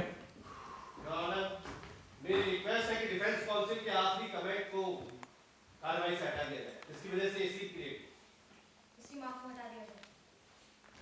Honour, हमारी तरफ की सारी गवाहियां पूरी हो गई। The prosecution has. My Lord, मेरी रिक्वेस्ट है कि गवाहों के अभाव में केस को डिसमिस कर दिया जाए। Denied. आप अपने विटनेस बुला सकते हैं। Ladies and gentleman of the jury, हम जगराज आनंद पर फैसला किए बिना कालिंदी पटेल पर अपना फैसला नहीं सुना सकते। उसने दुनिया के, समाज के सभी नियम कायदों से अपने आप को परे कर लिया था। उसे पर्सनली किसी ऊंच नीच की चिंता नहीं थी। उसे कानून तोड़ने में बड़ा मजा आता था और उसका मानना था कि कानून तो तोड़ने के लिए बनाया गया। मैं आपको यह याद दिलाना चाहता हूं कि ये वही शख्स था जो कहता था उसके किसी भी काम को किसी तरह की जस्टिफिकेशन की जरूरत नहीं थी, क्योंकि उसका काम खुद अपने आप में एक जस्टिफिकेशन है। मैं आपको यह बताना चाहता हूं कि वो अपने आखिरी दिनों में ऐसी जिंदगी जीने के लिए मजबूर हो गया था जिसमें जीना उसके लिए असंभव था, और वह ऐसी जिंदगी से निकलने के लिए किसी भी हद तक जा सकता था, यहाँ की खुद की मौत के हद तक भी। माय लॉर्ड, डिफेंस की ओर से मेरे पहले गवाह है मिस्टर जटाशंकर। जटाशंकर,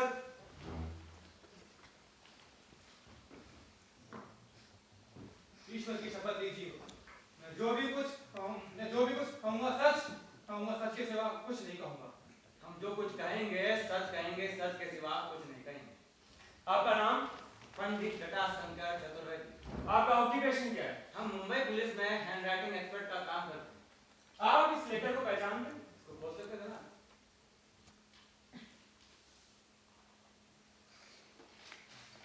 जी हाँ, बिल्कुल। ये मिस्टर आनंद का लेटर है जिसकी जांच के लिए हमें बुलाया गया। उनकी मौत वाले दिन आपसे क्या जांच करने के लिए कहा गया है? ये लेटर मिस्टर आनंद का है या नहीं, और आपने जांच में क्या पाया? ये लेटर मिस्टर आनंद का है। That's all. Your witness, Mr. Joshi. हाँ तो मिस्टर जटाशंकर, आपको बताया गया था कि मिस पटेल को मिस्टर आनंद की गैर मौजूदगी में उनके रोजमर्रा के अनइम्पोर्टेंट लेटर्स पे उनके साइन करने की आदत थी जब वो उनकी सेक्रेटरी।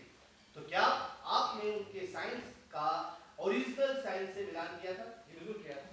तो आपका क्या मानना है? इनकी कला बहुत कमाल, बिल्कुल मामूली सा अंदर था, मामूली। तो क्या ये मुमकिन है कि इस लेटर पर मिस्टर आनंद की जानकारी में होते हुए भी मिस पटेल ने उनके साइन कर दिए हों ताकि पकड़ में ना आए? ये मुमकिन है, लेकिन संभावना से इनकार नहीं कर सकते। That's all. Thank you. My lord, मेरे अगले गवाह है mister Sunny George. Sunny George,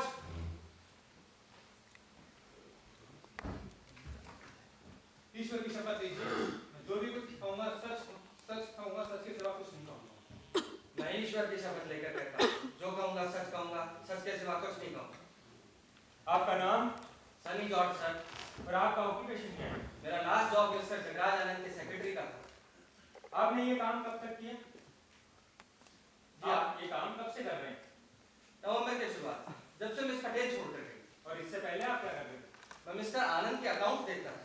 और वो काम आपने कितने सालों तक किया? जी 8 साल। तो इसका मतलब है कि मिस पटेल को नौकरी से निकालने के बाद मिस्टर जगराज आनंद ने आपको एक पोजीशन दी थी। जी।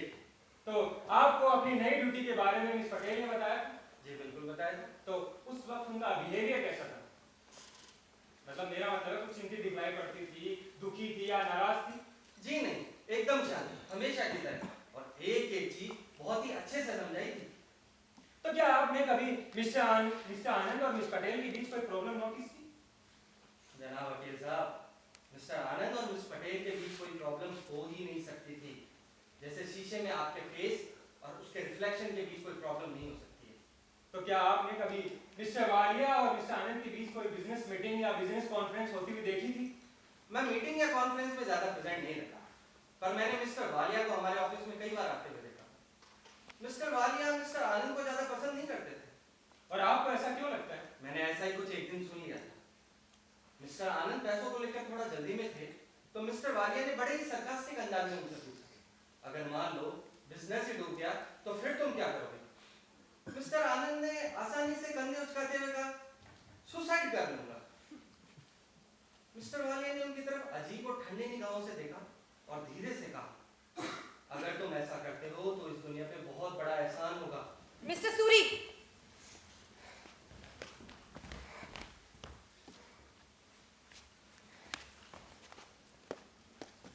माय लॉर्ड, अगर कोर्ट की इजाजत हो तो मैं कोर्ट को ये बताना चाहता हूँ, मेरे ख्याल से किसी की चालबाजी भी हो सकती है, लेकिन मुझे इसकी वजह मालूम करनी है। अभी कुछ देर पहले मेरे पास किसी शख्स का फोन आया जो मुझसे फौरन बात करना चाहता, और मेरे मना करने के बाद मुझे ये मैसेज भेजा कि जब तक मैं कोर्ट नहीं पहुंचता कालिंदी पटेल के बयान ना लिए जाए, नो सिग्नेचर। सूरी सर, मैं अभी इसी वक्त अपना बयान देना चाहती हूँ। मैं पूछ सकता हूँ क्यों मिस पटेल? सूरी सर, आप मेरी बात समझने की कोशिश कीजिए प्लीज। लेकिन मिस पटेल ये संभव नहीं, अभी मुझे सनी जॉर्ज की गवाही खत्म करनी होगी। प्लीज आप जल्दी कीजिए। साइलेंस! मुल्जिम को चेतावनी दी जाती है कि वो कोर्ट की कार्रवाई में बाधा न डाले। बैठो। हाँ तो मिस्टर सनी जॉर्ज, आप 16 जनवरी की रात को कहाँ थे? मैं आनंद भवन में अपने ऑफिस में काम कर रहा था। काम ज्यादा था तो पिछले कई दिनों से लेट इवनिंग तक काम कर रहा था। तो जब आपको मिस्टर आनंद की डेथ की खबर मिली तो आपने क्या किया? मैं मिस्टर वालिया से बात करना चाहता था। मैंने उनके मड आइलैंड वाले घर पे फोन मिलाया तो बटलर ने बताया कि वो घर पे नहीं। मैंने कई जगह फोन किया पर वो कहीं नहीं मिले। मैंने दोबारा फोन किया और मिसेस आनंद को बताया कि मिस्टर आनंद ने सुसाइड कर दिया। तो जब आपने मिसेस आनंद को यह खबर दी तो उनका पहला रिएक्शन क्या था? उन्होंने कहा, प्लीज ये खबर मीडिया और अखबार वालों को न भेजा। That's all, your witness. जाइए। हाँ तो मिस्टर सनी जॉर्ज साहब, आपको मिस्टर जगराज आनंद ने 8 साल पहले काम पे रखा था, ठीक है ना? जी। तो फिर तो आपको उनके सारे गैर कानूनी, उल्टे सीधे और क्रिमिनल कामों की जानकारी जरूर होगी। जी नहीं, मुझे कुछ नहीं मालूम। आपको मालूम है वो कितना बड़ा जालसाज और धोखेबाज आदमी था? जी नहीं, मैं कुछ नहीं जानता। आप कुछ नहीं जानते? फिर तो आपको ये भी नहीं पता होगा कि इतने बड़े फाइनेंशियल लेन देन क्यों हो रहे हैं। मैं जानता था मिस्टर आनंद जो काम कर रहे हैं वो काम करने की परमिशन दूसरे लोगों को नहीं है, पर ना तो मुझे कभी उन पे ताज्जुब हुआ और ना कभी मैंने उन पे डाउट किया। मैं जानता था वो गलत नहीं थे। आप कैसे जानते थे? क्योंकि वो मिस्टर जगराज आनंद थे। हाँ, और वो कोई गलत काम कर ही नहीं सकते थे। जनाब वकील साहब, जब मेरे और आपके जैसे छोटे लोग जगराज आनंद जैसे बड़े आदमी से मिलते हैं तो झुकते हैं और सलाम करते हैं और आदेश देते हैं, सवाल नहीं करते। वाह वाह सलीम जाट साहब, बहुत खूब। आपकी वफादारी तारीफ के काबिल है। आप अपने मालिक के लिए कुछ भी कर सकते हैं। जी। क्या आप मिस पटेल के लिए भी उतने ही वफादार है? जी बिल्कुल, क्योंकि मिस्टर आनंद मिस पटेल को पसंद करते थे। यानी फिर तो आप अपने मालिक के लिए छोटे मोटे मामले जैसे झूठ बोल देना आपके लिए कोई मायने नहीं है। Objection your honour. Objection sustain. मैंने कोई झूठ नहीं बोला वकील साहब। मिस्टर आनंद अब इस दुनिया में नहीं है और वो मुझसे झूठ बोलने के लिए नहीं कह सकते थे। लेकिन अगर मेरे पास चॉइस होती तो मैं आपके लिए सच बोलने से बेहतर जगराज आनंद के लिए झूठ बोलना ज्यादा पसंद करता। आपके इस जवाब के लिए मैं आपकी उम्मीद से ज्यादा शुक्रगुजार हूँ मिस्टर सनी जॉर्ज साहब। आप जा सकते हैं। That's all. मेरे अगले गवाह हैं कालिंदी पटेल। कालिंदी पटेल, कालिंदी पटेल, ईश्वर की शपथ लीजिए। जो भी कुछ कहूंगी सच कहूंगी, सच के सिवा कुछ नहीं कहूंगी। मैं नास्तिक हूँ और ईश्वर में विश्वास नहीं रखती और मुझे इसकी जरूरत नहीं है। गवाह को हर हाल में सच बोलने का वचन देना जरूरी है। मैं वचन देती हूँ। आपका नाम? कालिंदी पटेल। आपकी आखिरी पोजीशन क्या थी? जगराज आनंद की सेक्रेटरी। और आप ये काम कब से कर रहे हैं? करीबन 10 साल। जगराज आनंद से अपनी पहली मुलाकात के बारे में बताइए। स्टेनोग्राफर का ऐड देख के मैंने अप्लाई किया था। मैंने उसे पहली बार उसी के ऑफिस में देखा था और वो वहाँ अकेला था। ये मेरा पहला जॉब था और उसका पहला ऑफिस जो पुरानी दिल्ली की किसी अंधेरी सी गली में था। तो उस वक्त मिस्टर आनंद ने आपको किस तरह रेस्पॉन्ड किया? वो अपनी कुर्सी से उठा पर एक शब्द भी नहीं बोला, बस खड़ा खड़ा मुझे देखता रहा। खामोश रहकर भी उसका बंद मुंह मेरी इंसल्ट करता हुआ सा लग रहा था। मुझे लगा या तो मैं नील डाउन हो जाऊं या फिर उसे जोर से एक थप्पड़ मारूं, पर मैं दोनों ही नहीं कर सकी और मैंने उसे अपने आने की वजह बताई। और नौकरी पर रखी आपको? उसने कहा इस काम के लिए मैं बहुत यंग हूं, उसने मुझे पसंद नहीं किया है। बस फिर एक स्टेनोग्राफर का पैड फेंका और काम पे लगा दिया। उस दिन शायद थोड़ा जल्दी में था, मैंने भी कुछ कहा नहीं, बस काम पे लग गई। और आप सारा दिन काम करती रही? जी हाँ, सारा दिन। पहले उसने मुझे डिक्टेशन दिया था, बहुत फास्ट, अपनी बोलने की स्पीड से भी फास्ट। वो 1 मिनट के लिए भी नहीं मुस्कुराया पर उसने मुझ पर से नजरें भी नहीं हटाई। मिस पटेल, मिस्टर जगराज आनंद ने आपके साथ पहली बार मेरा You mean उन्होंने पहली बार मेरे साथ रिलेशंस कब बनाए? जी। The very first day। और वो कैसे हुआ? मुझे ऑर्डर देने में उसे बहुत खुशी महसूस हो रही थी। ऐसे बिहेव कर रहा था जैसे किसी जानवर को पालतू बनाने के लिए उस पर हंटर बरसा रहा हो। वो इसलिए मिस पटेल क्योंकि आपको इस तरह का बिहेवियर पसंद नहीं है। सच बताऊं तो मुझे अंदर ही अंदर बहुत अच्छा लग रहा था। इसलिए जब मैंने अपने 8 आवर्स का डे खत्म किया तो मैंने साफ कह दिया मुझे नहीं करना ये जॉब। उसने कुछ देर तो कुछ नहीं कहा पर फिर मेरी तरफ मुड़ा और बोला पहले कभी किसी आदमी के साथ सेक्स किया है? मैंने कहा नहीं, कभी नहीं। उसने मुझे 20,000 देने को ऑफर दिया अगर मैं उसके इनर ऑफिस में जाके अपने कपड़े उतारकर उसका इंतजार करूं तो। मैंने साफ इनकार कर दिया। उसने कहा तुम नहीं उतारोगी तो वो खुद उतार लेगा। मैंने कहा कोशिश करके देख लो, पर फिर न जाने क्यों मैंने खुद ही उसकी बात मान ली और मैं नहीं गई और मेरी जॉब चलती रही। और फिर आप उनके साथ काम करती रही, उन्हीं के साथ रहने लगी और दोनों मिलकर सफलता की ऊंचाई तक पहुंच गए। जी हाँ, इसी तरह साल दर साल बीतते रहे। जब पहली बार हमने 10 करोड़ का टारगेट पूरा किया तो मुझे वो भूटान और नेपाल की खूबसूरत वादियों में लेके गया। 50 करोड़ का टारगेट पूरा करने पर वो मुझे 2 वीक्स के वेकेशन के लिए ले गया स्विट्जरलैंड में। जब हमने 100 करोड़ का टारगेट पूरा किया तो मुझे न्यूयॉर्क लेके गया। वहाँ उसने प्राइवेट प्लेन और पायलट हायर किया शहर घुमाने के लिए। जब हवा में उसके बाल लहरा रहे थे तो ऐसा लग रहा था जैसे कोई फ्लैग लहरा रहा हो, सारी दुनिया उसके कदमों के नीचे हो। फिर मुंबई लौटकर पेडर रोड के आनंद भवन में उसने टॉप फ्लोर खरीद लिया और ऑफिसर रेजिडेंस वहीं शिफ्ट कर लिया। क्या मिस पटेल आप बता सकती हैं कि मिस्टर आनंद के सफलता की ऊंचाई पर पहुंचने के वक्त उनका बिजनेस कहां तक फैला हुआ था? नहीं, और वो खुद भी नहीं बता सकता क्योंकि वो जो चाहता वो ले लेता था।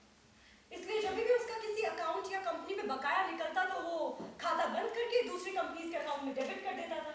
इसमें कुछ खास डिफिकल्टी नहीं आती थी क्योंकि सारे अकाउंट्स की बैलेंस शीट हम खुद बनाया करते थे। लेकिन जगराज जैसे जीनियस इंसान को इस तरह के तरीके अपनाने की क्या जरूरत पड़ गई? क्योंकि वो एक विशाल काय नेटवर्क बनाना चाहता था और वो भी बहुत जल्द। एक ऐसा ऐसा नेटवर्क जो सारी दुनिया को कवर कर सके और जिसका कंट्रोल उसकी मुट्ठी में हो। पर इसके लिए बहुत पैसा चाहिए था और उसे अपनी क्रेडिट्स भी बनानी थी, इसलिए उसने सारे क्लाइंट्स को अपने पैसों से डिविडेंड्स पे किए जो हमारे कमाए हुए पैसों से कई ज्यादा थे। तो मिस्टर आनंद की बिजनेस में मुश्किलें कब से शुरू हुई? यही कुछ 1 साल पहले से। और इस बार मिस्टर आनंद पंजाब क्यों गए थे? दरअसल हमने मारवा नेशनल बैंक से एक शॉर्ट टर्म लोन लिया था जिसे चुकाने के एक्सटेंशन चाहिए था, पर जसवंत वालिया ने म्याद बढ़ाने से साफ इनकार कर दिया था और इसी बीच इनकी डॉटर सीन में आ गई। वो कैसे मिस पटेल? ये जगराज से एक पार्टी मिली और इसने साफ जता दिया कि जगराज में इंटरेस्टेड है। फिर जगराज मेरे पास आया और बोला, कालिंदी, अब इन सारी मुश्किलों से निकलने के लिए हमारे पास सिर्फ एक ही रास्ता है और वो चीज तुम्हारे पास है। तुम्हें कुछ वक्त के लिए वो चीज मुझे देनी होगी। मैंने कहा, बिल्कुल जगराज, क्या है वो चीज? उसने कहा, वो चीज वो खुद है। मैंने पूछा, नम्रता वालिया? और उसने हाँ में सर हिलाया। मैं तुरंत जवाब ना दे सकी क्योंकि जवाब देना इतना आसान नहीं था, पर फिर मैंने कहा, ठीक है जगराज, जैसा तुम चाहो। और जगराज ने मुझसे कहा, क्या इसकी वजह से हम दोनों के रिलेशंस पे कोई फर्क तो नहीं पड़ेगा? मैंने कहा, नहीं। क्या मिस्टर जगराज आनंद ने मिस वालिया को प्रपोज किया? नहीं, इसने प्रपोज किया था। वो कैसे? ये जगराज को लॉन्ग ड्राइव पे ले गई। अब इसने कहा कि ये रास्ता भटक गए हैं। थोड़ी दूर जाके बोली, जगराज, मैंने तुम्हें किडनैप कर दिया है और अब नहीं छोड़ूंगी।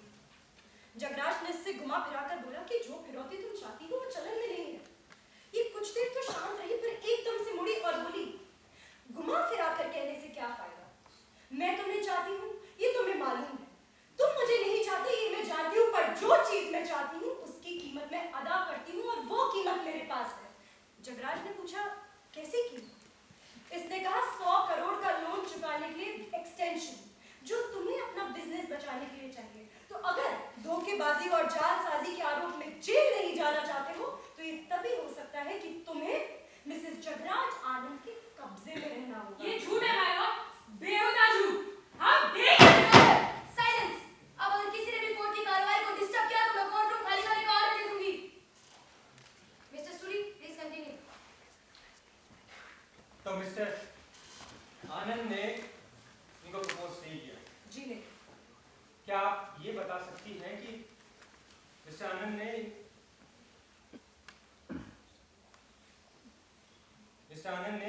ये इनको प्रपोज नहीं किया? क्या? जी नहीं, मिस्टर आनंद ने इनको प्रपोज नहीं किया।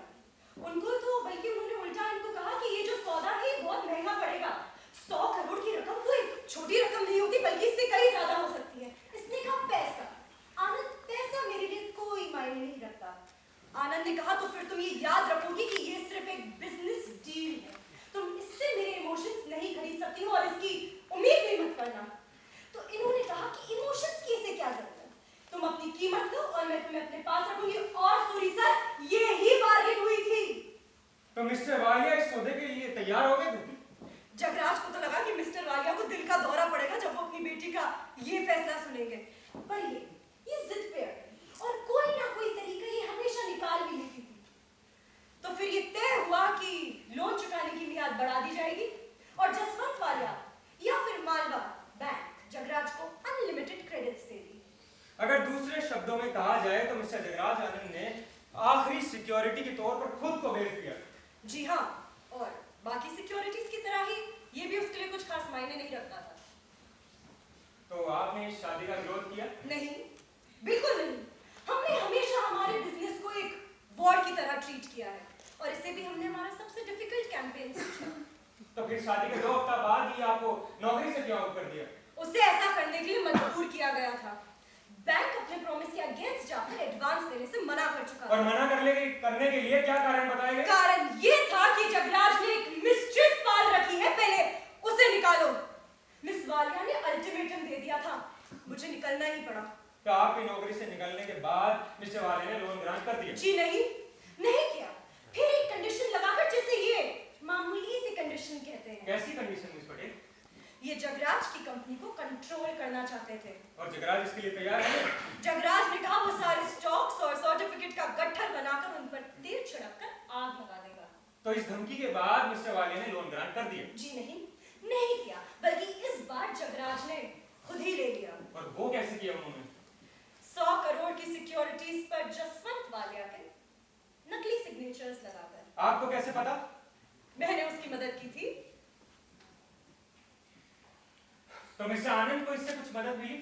नहीं, मतलब थोड़े टाइम के लिए, कुछ टेम्पररी तौर पर, क्योंकि अभी भी कुछ डिविडेंड्स के पेमेंट ड्यू थे और जगराज अपनी बैंक की लिमिट को एंड तक ले जा चुका था और अब कुछ खास बचा नहीं था। तो मिस्टर आनंद ने इस सिचुएशन को कैसे हैंडल किया? जगराज को मालूम हो चुका था कि अब सब खत्म हो चुका है। और अब क्या प्लान था मिस पटेल?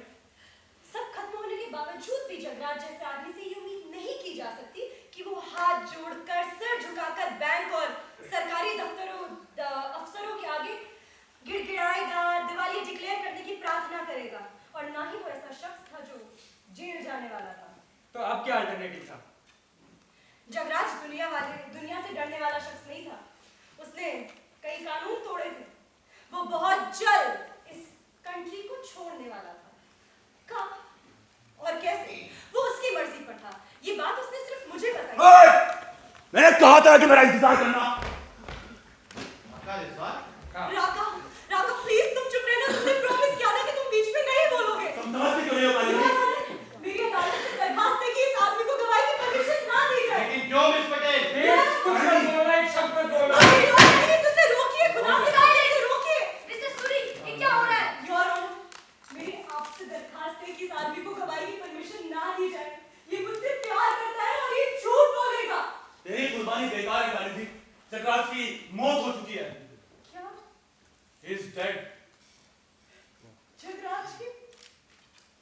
हाँ खालिदी, हाँ। जगराज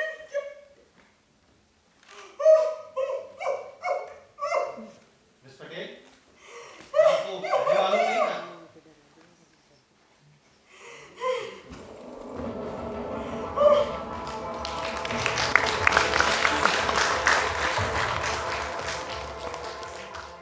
सावित्री घोष पधार रही है।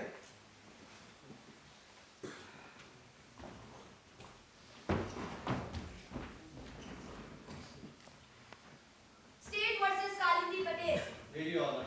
Ready honour. योर ऑनर, मैं राका रिजवान की गिरफ्तारी का वारंट इशू करवाना चाहता हूँ। वो भी इस मर्डर में बराबर का भागीदार, लेकिन वो गायब हो गया। आखिरी बार वो डिफेंस काउंसिल के साथ देखा गया था। इसीलिए मैं चाहता हूँ कि अपनी औकात में रहो वकील साहब। तुमको क्या लगा कि मैं तुम्हें यहाँ पे सरप्राइज देने के लिए आया था? कोई वारंट इशू करने की जरूरत नहीं है। अपन यहीं रुकेगा। अगर इसने गुनाह किया है तो मैं बेगुनाहगार हूँ, समझे? साइलेंस! आप जो भी है कोर्ट में तमीज से बात करना सीखिए और वहां जाकर गवाहों के साथ शरारत से बैठ जाइए। ये आपका घर नहीं और ना ही आपकी गैंग है। क्या जैसा चाहेंगे वैसा होगा। जाओ और बैठ जाओ।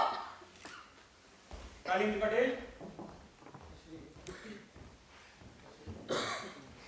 कल जब आप अपना बयान दे रही थी तो क्या आपको इस केस के बारे में पूरी सच्चाई मालूम थी? नहीं। क्या आप अपने पिछले बयान में कुछ जोड़ना चाहती हैं या कुछ हटाना चाहती हैं? नहीं। अपने पिछले बयान के दौरान आप किसी को बचाना चाहती थी? जी। किसे? जगराज आनंद को। क्या अब भी उसे बचाने की जरूरत है? नहीं, अब और जरूरी भी नहीं है।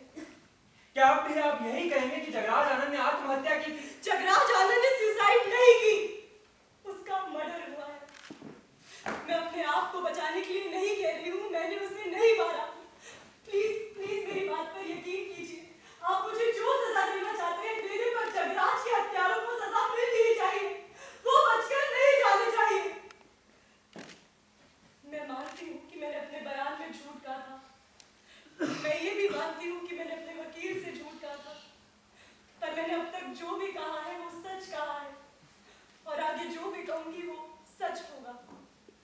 आप मिस्टर आनंद के मुश्किलों से बचने के बारे में शुरू कर रही थी।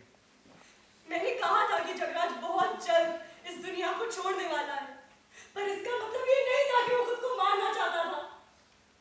मैंने उसे पेंट हाउस की मुंडेर से एक आदमी की लाश को फेंका था, पर वो जगराज आनंद नहीं था। प्लीज डिटेल में बताइए, साफ साफ बताइए मिस पटेल। जगराज खुद को ऑफिशियली डेड डिक्लेयर करना चाहता था। इसके बाद उसे किसी भी जांच या तलाश की परवाह नहीं रहती। वो आदमी ऑलरेडी मरा हुआ था, वो सुसाइड स्टेज की गई थी।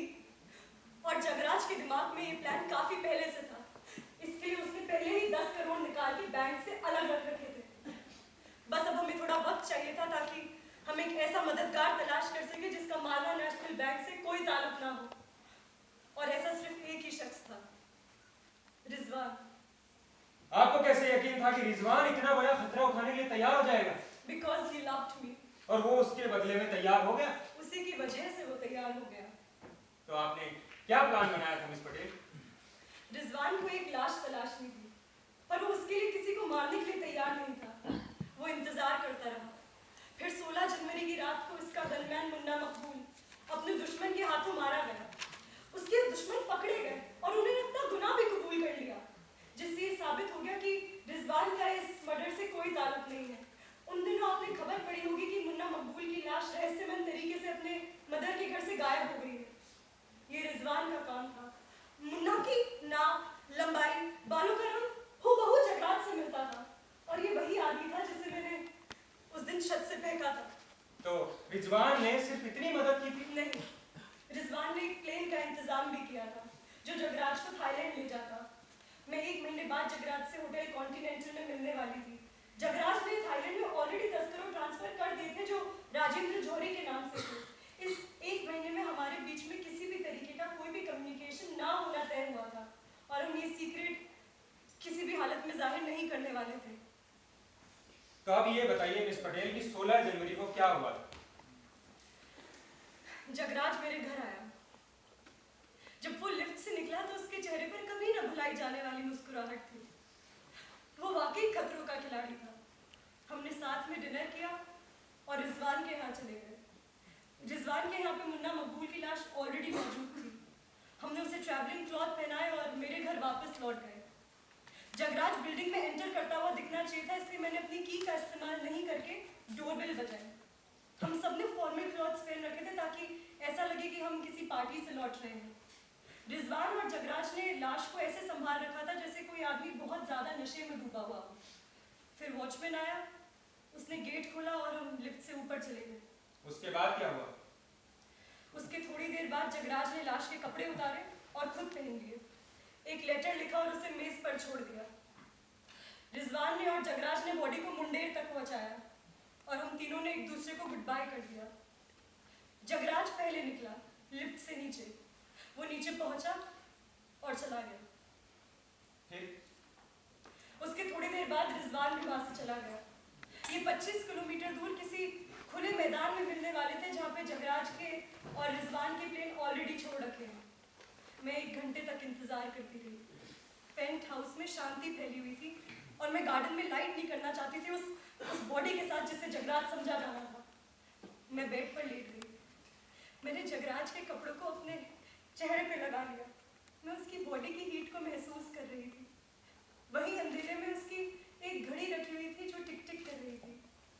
1 घंटे बाद जब मुझे यकीन हो गया कि अब प्लेन उड़ गया होगा, मैं उठी।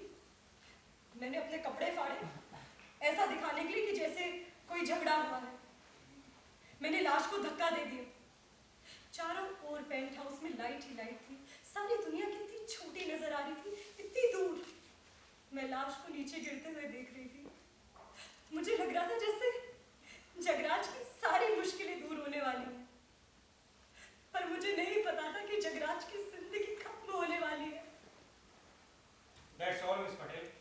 Your witness. मिस पटेल क्या मेरे पास पूछने के लिए कुछ ज्यादा नहीं रह गया। आपने खुद ही मेरा सारा काम कर दिया। लेकिन फिर भी एक बात बताइए, क्या मिस्टर जगराज के पास कोई क्लियर कॉन्सेप्ट नहीं था अच्छे और बुरे में फर्क करने का? जगराज ने कभी अच्छे और बुरे के बारे में सोचा ही नहीं। उसके लिए तो सिर्फ एक ही कॉन्सेप्ट था, वो कर सकता है या वो नहीं कर सकता। और आप? मेरे लिए तो सिर्फ एक ही चीज थी, वो चाहता है या नहीं चाहता। आपने कहा था कि जगराज आपसे प्यार करता है। जी हाँ। तो उसने कभी आपसे शादी के लिए नहीं कहा? नहीं, और कहता भी क्यों? For what? क्यों? आपको शायद मालूम नहीं, इस तरह की सिचुएशन के लिए कुछ कानून बने हुए हैं। कानून किसने बनाए हैं मिस्टर जोशी, और किसके लिए बनाए हैं? क्या आपके वकील ने आपको कभी भी नहीं बताया कि आप यहाँ जो कुछ भी कहेंगी वो आपके खिलाफ भी जा सकता है? मिस्टर जोशी, मैं यहाँ सच कहने के लिए हूँ।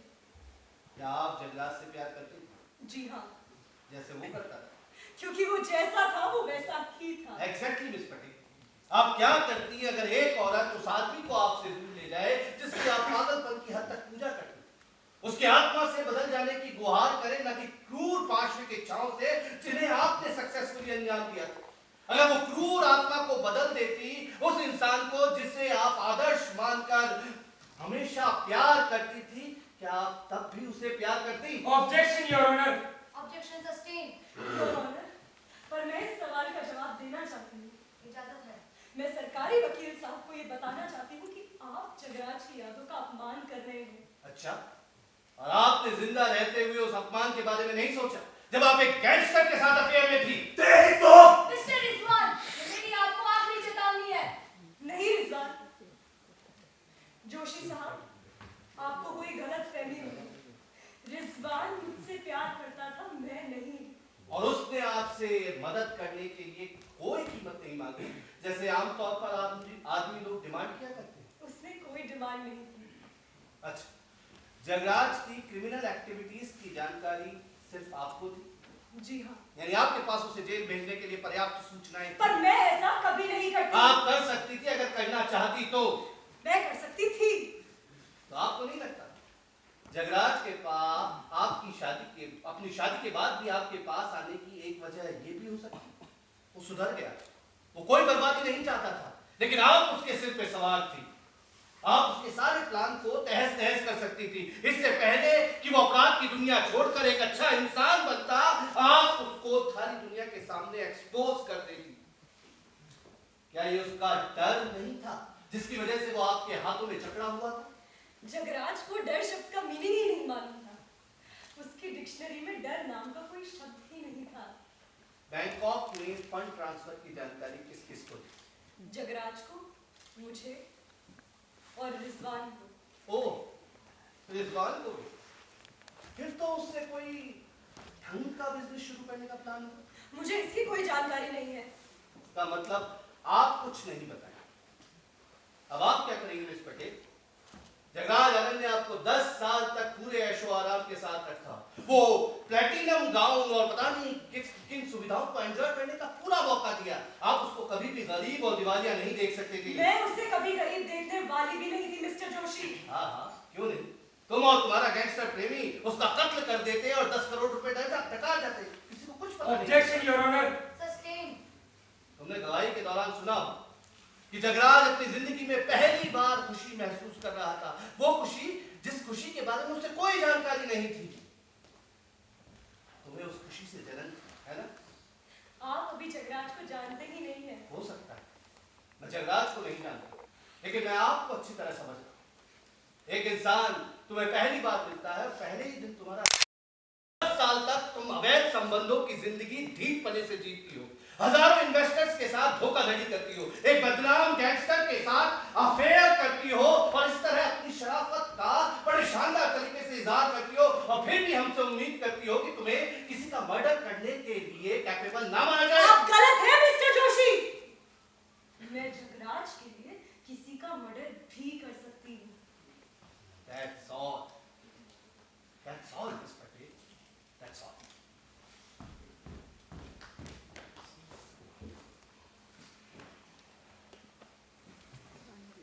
माय लॉर्ड, मेरे अगले गवाह है राका रिजवान।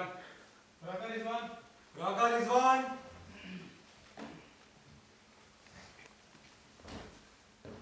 ईश्वर की शपथ लीजिए, जो भी कुछ कहूंगा सच कहूंगा, सच के अलावा कुछ नहीं कहूंगा। ईश्वर की शपथ लेकर कहता हूँ, जो कहूंगा सच कहूंगा, सच के सिवा कुछ नहीं कहूंगा। आपका नाम? रफीउद्दीन रिजवान उर्फ राका रिजवान। आपका व्यवसाय क्या है? बेरोजगार। आप कालिंदी पटेल को कब से जानते हैं? पिछले 5 महीनों से। आपकी मुलाकात कहाँ हुई? जगराज साहब के ऑफिस में। उस दिन मैं वहां पर किसी बिजनेस के सिलसिले में गया था। उनके सेक्रेटरी से मिलने के बाद मैंने बिजनेस का ख्याल ही छोड़ दिया। आपकी कालिंदी पटेल से दोस्ती कैसे हुई? पहली मुलाकात तो सही मायने में दोस्ती नहीं कहा जाता वकील साहब। इन्होंने मुझे जगराज से मिलने अंदर तक नहीं जाने दिया। मैंने इसे दोबारा सोचने के लिए कहा और चला गया, और जाने के बाद मैंने बिजनेस का ख्याल ही छोड़ दिया।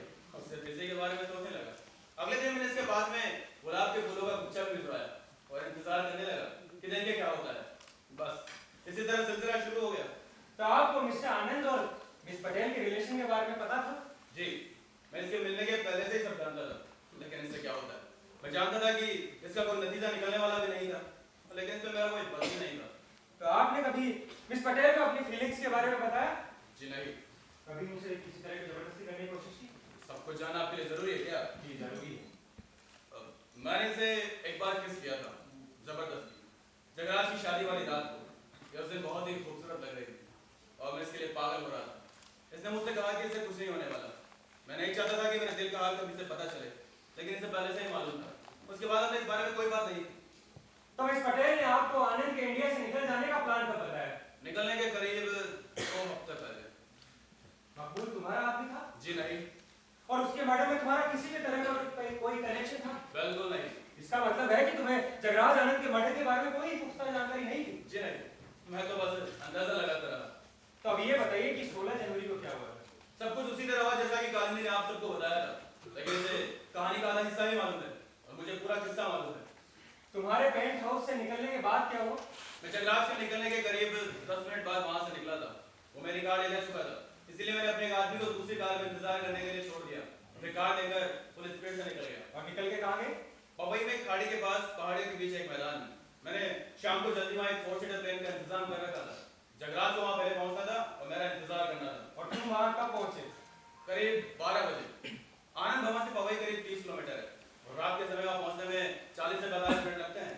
उस दिन थोड़ी भीड़ ज्यादा थी तो मैं करीब 12 बजे तक पहुंचा। मैंने हल्के रोशनी में मिट्टी में कार के टायर के निशान देखे जहां से जगराज निकला था। जब मैं उस मैदान में पहुंचा तो मैं चकरा गया। प्लेन वहां नहीं था, वो जा चुका था। फिर तुमने क्या किया? मैंने प्लेन को आसपास चलाने की कोशिश की। जगराज की कार वहीं थी। हमने कार को वहीं छोड़ देने का प्लान किया था। कार खाली थी और चाबियां कार में लगी हुई थी।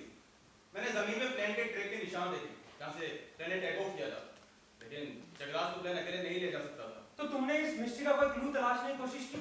जी, मैं चारों तरफ शिकारी कुत्ते की तरह तलाश करा। कुछ मिला? हाँ, एक चीज, एक कार। कैसी कार? ये कार मैदान के बीच झाड़ियों में अच्छी तरह से छुपा कर रखी गई थी। ब्लैक कलर की सेडान थी। फिर तुमने क्या किया? अब मैं जानना चाहता था कि ये कार किसकी है, इसलिए मैंने कार के पीछे हिस्से का शीशा तोड़ा और अंदर छुपकर इंतजार करने लगा। और कितनी देर इंतजार किया? सारी रात। फिर कार का मालिक वापस आया। उसका चेहरा अजीब सा लग रहा था। उसके कपड़ों पर सलवटें थी और जगह जगह ग्रीस के धब्बे भी लगे हुए थे। हाँ, उसने कोई कैप नहीं पहन रखी थी। फिर तुमने क्या किया? मैं पीछे सीट पर लेट गया, जैसे कि सो गया। कार का मालिक आया, उसने दरवाजा खोला। जैसे मुझे देखा तो वो चीखा। शायद वो बहुत ज्यादा डर गया था, उसे हार्ट अटैक आ गया होगा। उसके बाद तुमने क्या किया? मैंने जागने का नाटक किया, अंगड़ाइयां ली और आंखें मसली और पूछा, ओह आप, वाह क्या मुलाकात है। उसने कहा कि तुम कौन हो, मेरी कार में क्या कर रहे हो। मैंने कहा राका रिजवान, शायद आपने सुना होगा। मैं जरा मुश्किल में फंस गया था तो थोड़ी देर के लिए छुपना चाहता था। इस कार को देखा तो लगा कि यह आसानी से छुपने के लिए बहुत बढ़िया जगह है। उसने कहा कि यह अच्छी बात नहीं है, तुम निकलो, मैं जल्दी में हूं। तो बाहर निकले? जी नहीं, मैं वहां की ओर फैल कर बैठ गया और पूछा कि ऐसी भी क्या जल्दी है। उसने कहा कि तुम्हें से क्या मतलब। मैंने कहा कि मुझे इससे कोई मतलब नहीं है, एक पत्रकार मेरा जानकार है, उसे स्टोरी काफी पसंद आएगी कि इतना बड़ा आदमी इतनी सुबह जंगल में अकेला घूम रहा है और फिर वो पूरी कहानी जानने की कोशिश करेगा। फिर उस आदमी ने क्या कहा? उसने कहा कुछ नहीं, बल्कि अपनी चेकबुक निकाली और मेरी तरफ देखने लगा। मैंने उसकी तरफ देखा और कंधे उचका लिए। उसने कहा कि 1 लाख रुपए तुम्हारा मुंह बंद रखने के लिए काफी होंगे तुम्हारे लिए। मैंने कहा चलेगा, राका रिजवान के नाम। फिर उसने चेक लिखा और मुझे दे दिया।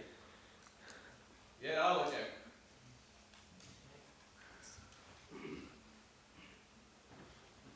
मैं ये चेक एविडेंस के तौर पर सबमिट करने कराता हूँ। ये क्या हो रहा है? ये आदमी कौन था? कौन था वो आदमी रिजवान साहब? मुंशी जी आपको चेक पढ़ के बताएंगे। गुप्ता जी प्लीज चेक पढ़िए।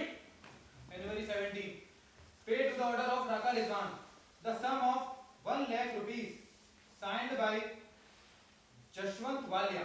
ये सरासर बेइज्जती है। ये चेक मैं देखना चाहता हूँ। साइलेंस। अब अगर किसी ने भी कोर्ट में इस तरह का बर्ताव किया तो मैं कोर्ट रूम खाली करने का ऑर्डर दे दूंगी। बैठ जाओ। मैं ये चेक कोर्ट को एविडेंस के तौर पर सबमिट कराने की रिक्वेस्ट करता हूँ। Objection my Lord. Objection overruled. Admitted in evidence. तो ये चेक मिलने के बाद आपने क्या किया रिजवान साहब?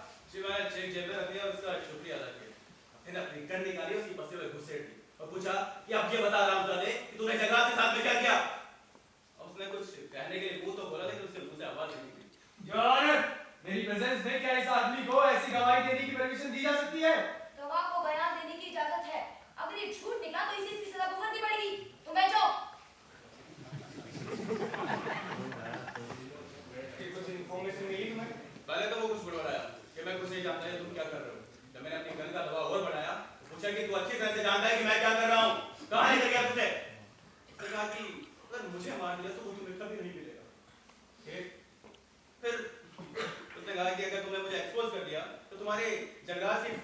सुसाइड की झूठी कहानी भी पब्लिक को पता चल जाएगी। मैंने पूछा जिंदा है वो? उसने कहा कि जाओ उसी से पूछो। फिर मैंने उसे जाने दिया, कहा कि जगराज को मैं तलाश करता हूँ। फिर आपने जगराज को तलाशने की कोशिश की? जी हाँ, मैंने एक सेकंड भी नहीं गवाया। मैं फौरन घर पहुंचा, अपने कपड़े चेंज किए, थोड़ा नाश्ता किया और पहली फ्लाइट लेकर बैंकॉक पहुंच गया। वहाँ मैंने पेपर्स में उसकी तलाश की, लेकिन कोई जवाब नहीं मिला। किसी राजेंद्र जोरी के नाम से 10 करोड़ के बारे में किसी बैंक ने कॉल बैक नहीं किया। तो आपने इस बारे में मिस पटेल से बात करने की कोशिश की? जी नहीं, हमने 1 महीने तक अलग रहने की प्रॉमिस की थी। फिर इसे जगराज के मर्डर के सिलसिले में अरेस्ट कर लिया गया। जब मैंने ये पढ़ा तो मुझे हंसी आ गई। लगा कि अगर जगराज जिंदा है तो उसे धोखा देना होगा। मैंने इंतजार किया। किसका इंतजार कर रहे थे तुम? जगराज का। 16 फरवरी तक बैंकॉक के होटल कॉन्टिनेंटल में। उस दिन मैं अपने फिंगर्स को क्रॉस करके एक-एक पल, एक-एक मिनट, घंटों इंतजार करता रहा, लेकिन वो नहीं आया। फिर मैं समझ गया कि वो इस दुनिया में नहीं है। मैं वापस मुंबई आ गया और अपने प्लान की तलाश शुरू कर दी। और आखिरकार मैंने उसे ढूंढ लिया। कल कहाँ मिला? खंडाला से 25 किलोमीटर दूर वेस्टर्न घाट की एक खाई में। मैंने उसे इंजन नंबर से पहचाना। वो शायद वहां गिरा और उसने आग पकड़ ली। क्या प्लेन खाली था? जी नहीं, उसके अंदर एक बॉडी भी फंसी हुई थी। और उस बॉडी को पहचान लिया तुमने? उसे वो नहीं पहचान सकता था। वो तो बस एक जला हुआ हड्डियों का ढांचा था, लेकिन उसकी ऊंचाई, हाइट सेम थी। वो जगराज था। मैंने उस बॉडी को, जो कुछ भी बचा हुआ था, उसे अच्छी तरह से देखा। मुझे उस बॉडी में रिवॉल्वर की गोलियों के 2 छेद दिखाई पड़े, एक दिल में और दूसरा दाएं हाथ की हथेली। उसे साफ लग रहा था कि उसकी किसी से लड़ाई हुई थी। पहले उसे हाथ में गोली मारकर निहत्था किया गया और फिर उस निहत्थे इंसान को सीधे दिल में गोली मार दी गई। That's all. Your witness. हाँ तो मिस्टर राका रिजवान साहब, आपका बिजनेस क्या है? मुझसे जवाब सुनना चाहता हूं। Objection, Your Honor. गवाह को जवाब देने के लिए मजबूर नहीं किया जा सकता। Objection sustained. प्रोटेक्शन की रकम देने से इनकार कर देता है तो उसके साथ आप क्या करते हैं? मुझे कानून की इजाजत है कि मैं तुम्हारा सवाल समझने से इनकार कर दूं। क्या मैं एक सवाल और पूछ सकता हूँ? अखबार पढ़ते हैं? कभी-कभार। तो फिर पिछले दिनों आपने ये खबर जरूर पढ़ी होगी कि जब हीरा भाई झवेरी ने आपको प्रोटेक्शन के पैसे देने से इनकार कर दिया तो खंडाला स्थित उनका शानदार घर बम से उड़ा दिया गया पार्टी के फौरन बाद। नहीं तो न जाने कितने लोग मारे जाते। क्या ये क्या था साहब? महज एक इत्तेफाक। बहुत ही अनूठा इत्तेफाक जोशी जी, बहुत ही अनूठा। खुदा की कुदरत है कि बम मेहमानों के जाने के बाद में ब्लास्ट हुआ। फिर तो आपने ये खबर भी पढ़ी होगी कि जब बॉलीवुड स्टार अरुण कुमार ने Objection, Your Honor. इस तरह के सवालों का मुकदमे से कोई संबंध नहीं है। Objection sustained. अच्छा एक बात, मिस्टर आनंद के साथ जब आपका बिजनेस फेल हो गया तो आपके दिल में उनके लिए कोई गुस्सा नहीं था? जी नहीं, कोई गुस्सा नहीं, कोई गुस्सा नहीं। और तुम सोचते हो कि हम तुम पर यकीन करें? गैंगस्टर, शातिर, अपराधी अपनी माशूका को किसी दूसरे की बाहों में जाते हुए देखता रहा, महान आदमी बनके दूर खड़ा रहा और सोचते हो हम तुम पर यकीन कर लें? तेरी तो मिस्टर रिजवान, आप इस तरह का बिहेव कोर्ट में नहीं कर सकते।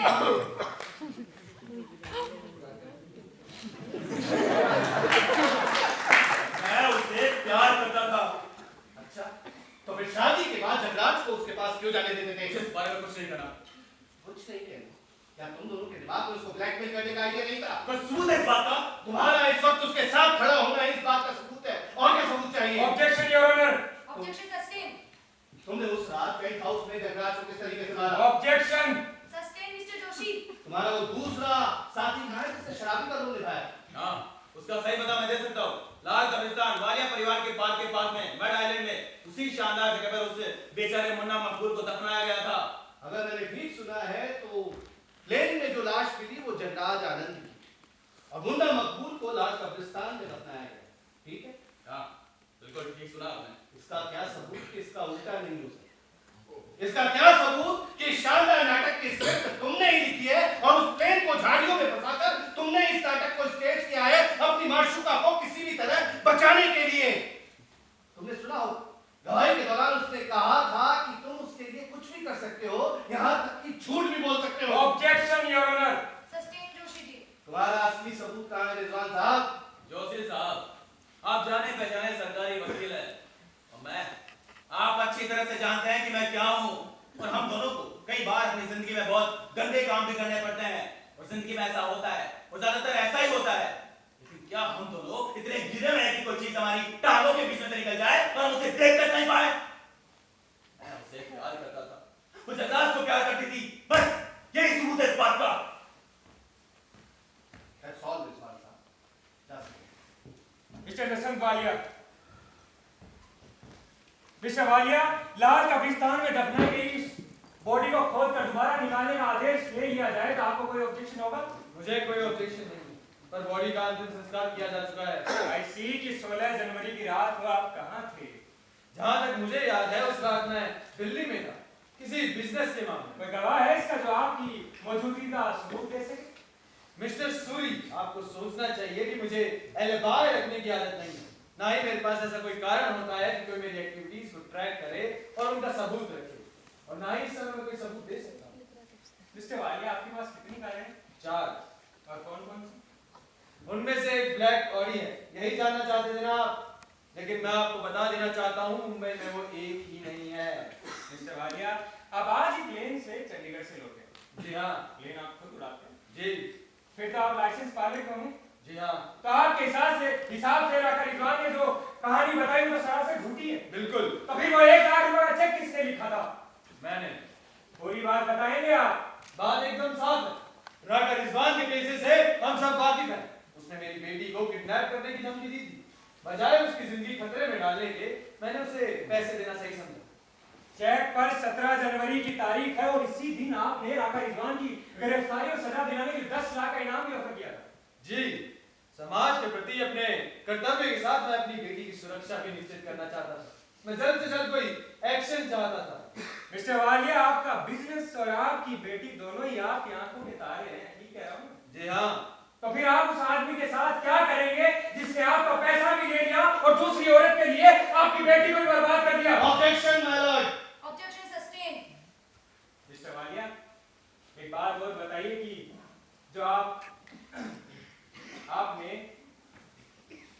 मिस्टर वालिया, एक बात बताइए कि आपने सारा दिन जगराज आनंद की निगरानी में नहीं बिताया 16 जनवरी को? नहीं। उस दिन कोई भी एक्टिविटी की जानकारी नहीं आई आपकी नजर में? एक भी बात नहीं। मैंने उसे मारा, मैंने जगराज आनंद को मारा, मैंने उसे मारने की साजिश में मदद की थी। गॉड हेल्प मी, सब कुछ सच कहूंगा। गॉड हेल्प मी, मुझे पता नहीं था, लेकिन अब पता चल गया है। इसी ने मिस्टर आनंद को मारा है। इसने मुझसे पैसों के बारे में पूछा था और मैंने इसे बताया था। मिस्टर सनी जॉर्ज, देखिए अब आप आप विटनेस बॉक्स में आइए।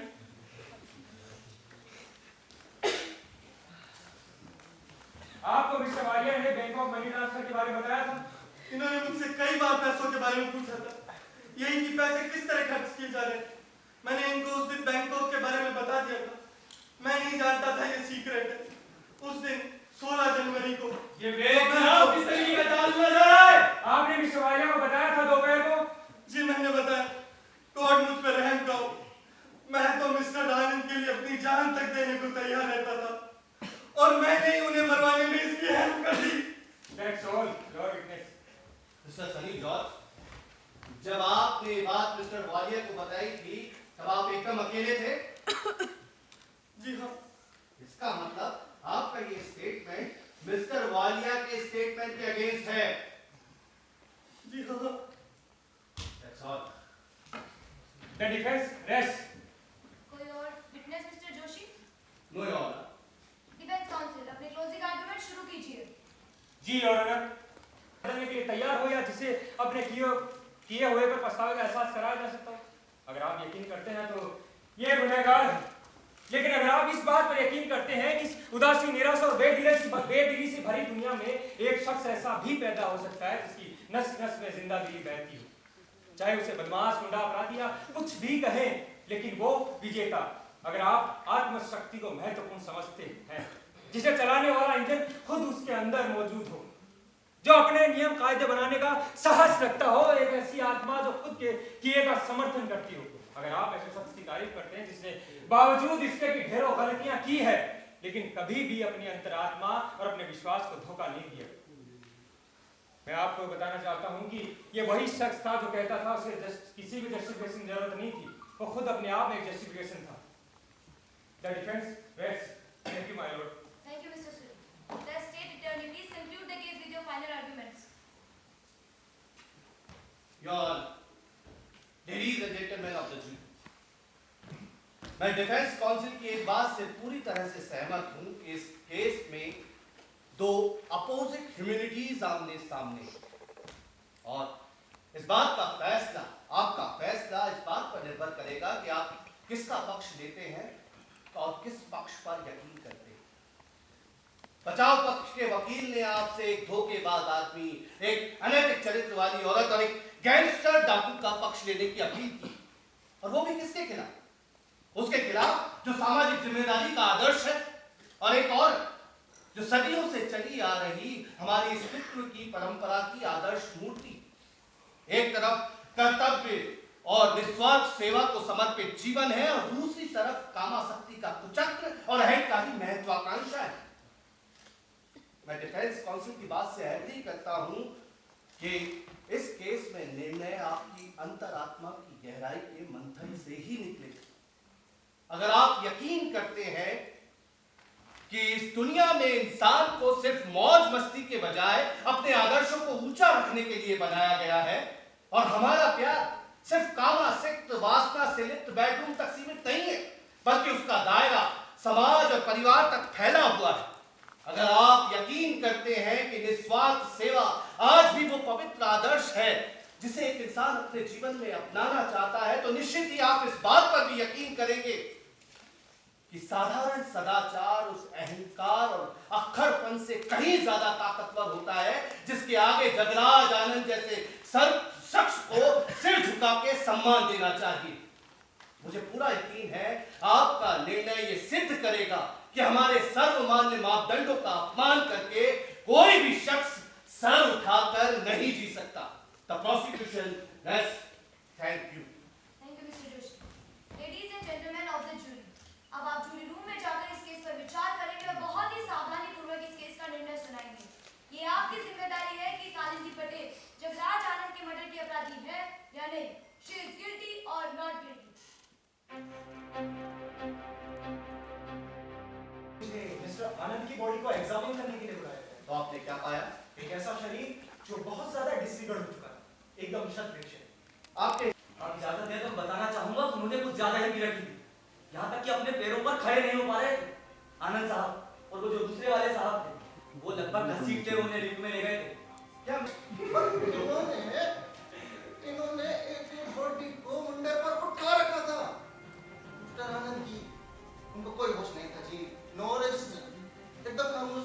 फिर उन्होंने पूरा जोर लगाया और उनको नीचे धक्का दे दिया जी। मुंडे पर से होता हुआ उनका बॉडी नीचे चला गया। If any future historian wants to record my last advice to the humanity, I will say that I found only two enjoyable things on this earth, whose every door was open to me: my trip over the world and Kalindi Patel, Jagraj Anand. इसके लिए platinum का gown बनवाया था। जी हाँ, platinum का gown, सुंदर, मखमली, कोमल, और ये उस गाउन को बिना अंदर के कपड़ों के पहनती थी। ये पहले तो फायरप्लेस ऑन करती थी, फिर उस गाउन को गर्म करती थी, उसके बाद पहनती थी। ठंडा हो जाने के बाद उस गाउन से इसका शरीर साफ साफ दिखाई पड़ता था। इससे तो अच्छा होता भाई साहब कि अंदर कुछ पहनती ही नहीं। शरीर के सहन होने की हद तक तो इस गाउन को गर्म कर लेती, और उसके बाद जब इसकी बेशरम इसकी जलने लगी तो पागलों की तरह ही करके हंसती, और वो आनंद जंगली शेर की तरह इसकी जली हुई स्किन को चाटता। हम दोनों मिलकर एक नई जिंदगी की शुरुआत करने वाले हैं। दूसरों की सेवा और कल्याण के लिए निस्वार्थ रूप से समर्पित जिंदगी। बिल्कुल नहीं। हालांकि ये मुश्किल जरूर था, लेकिन मुझे यकीन बिजनेस से जुड़े मेरे एक्सपर्ट साथियों से डूबने से बचा लेंगे। अगर ये मुमकिन है, लेकिन संभावना से इनकार नहीं कर सकते। मिस्टर आनंद पैसों को लेकर थोड़ा जल्दी में थे, तो मिस्टर वालिया ने बड़े ही सरकास्टिक अंदाज में पूछा, अगर मान लो इस घर से डूब गया तो फिर तुम क्या करोगे? मिस्टर आनंद ने आसानी से कंधे उचकाते हुए कहा, सुसाइड कर लूंगा। मिस्टर वालिया ने उनकी तरफ अजीब और ठंडे निगाहों से देखा और धीरे से कहा, अगर तुम ऐसा करते हो तो इस दुनिया पे बहुत बड़ा एहसान होगा। जगराज ने कभी अच्छे और बुरे के बारे में सोचा ही नहीं। उसके लिए तो सिर्फ एक ही कॉन्सेप्ट था, वो कर सकता है या वो नहीं कर सकता। और आप? मेरे लिए तो सिर्फ एक ही चीज थी, वो चाहता है या नहीं चाहता। ऐसा ही होता है।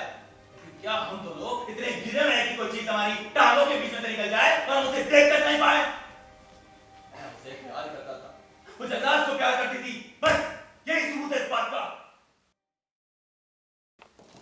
जूरी के सम्माननीय सदस्य, आप प्लीज अपने स्थान पर खड़े हों और मुल्जिम को देखकर अपना फैसला सुनाएं। क्या आप किसी फैसले पर पहुंचे हैं? आपका क्या फैसला है? Yes, she is guilty. हम अपील करेंगे। हम कोई अपील नहीं करेंगे सुरी सर। लेडीज एंड जेंटलमैन, मैं माफी चाहती हूँ कि मैं आपकी सजा को भुगतने के लिए यहाँ मौजूद नहीं रहूंगी। कालीन जी, डॉक्टर कृष्णमूर्ति, नीचे।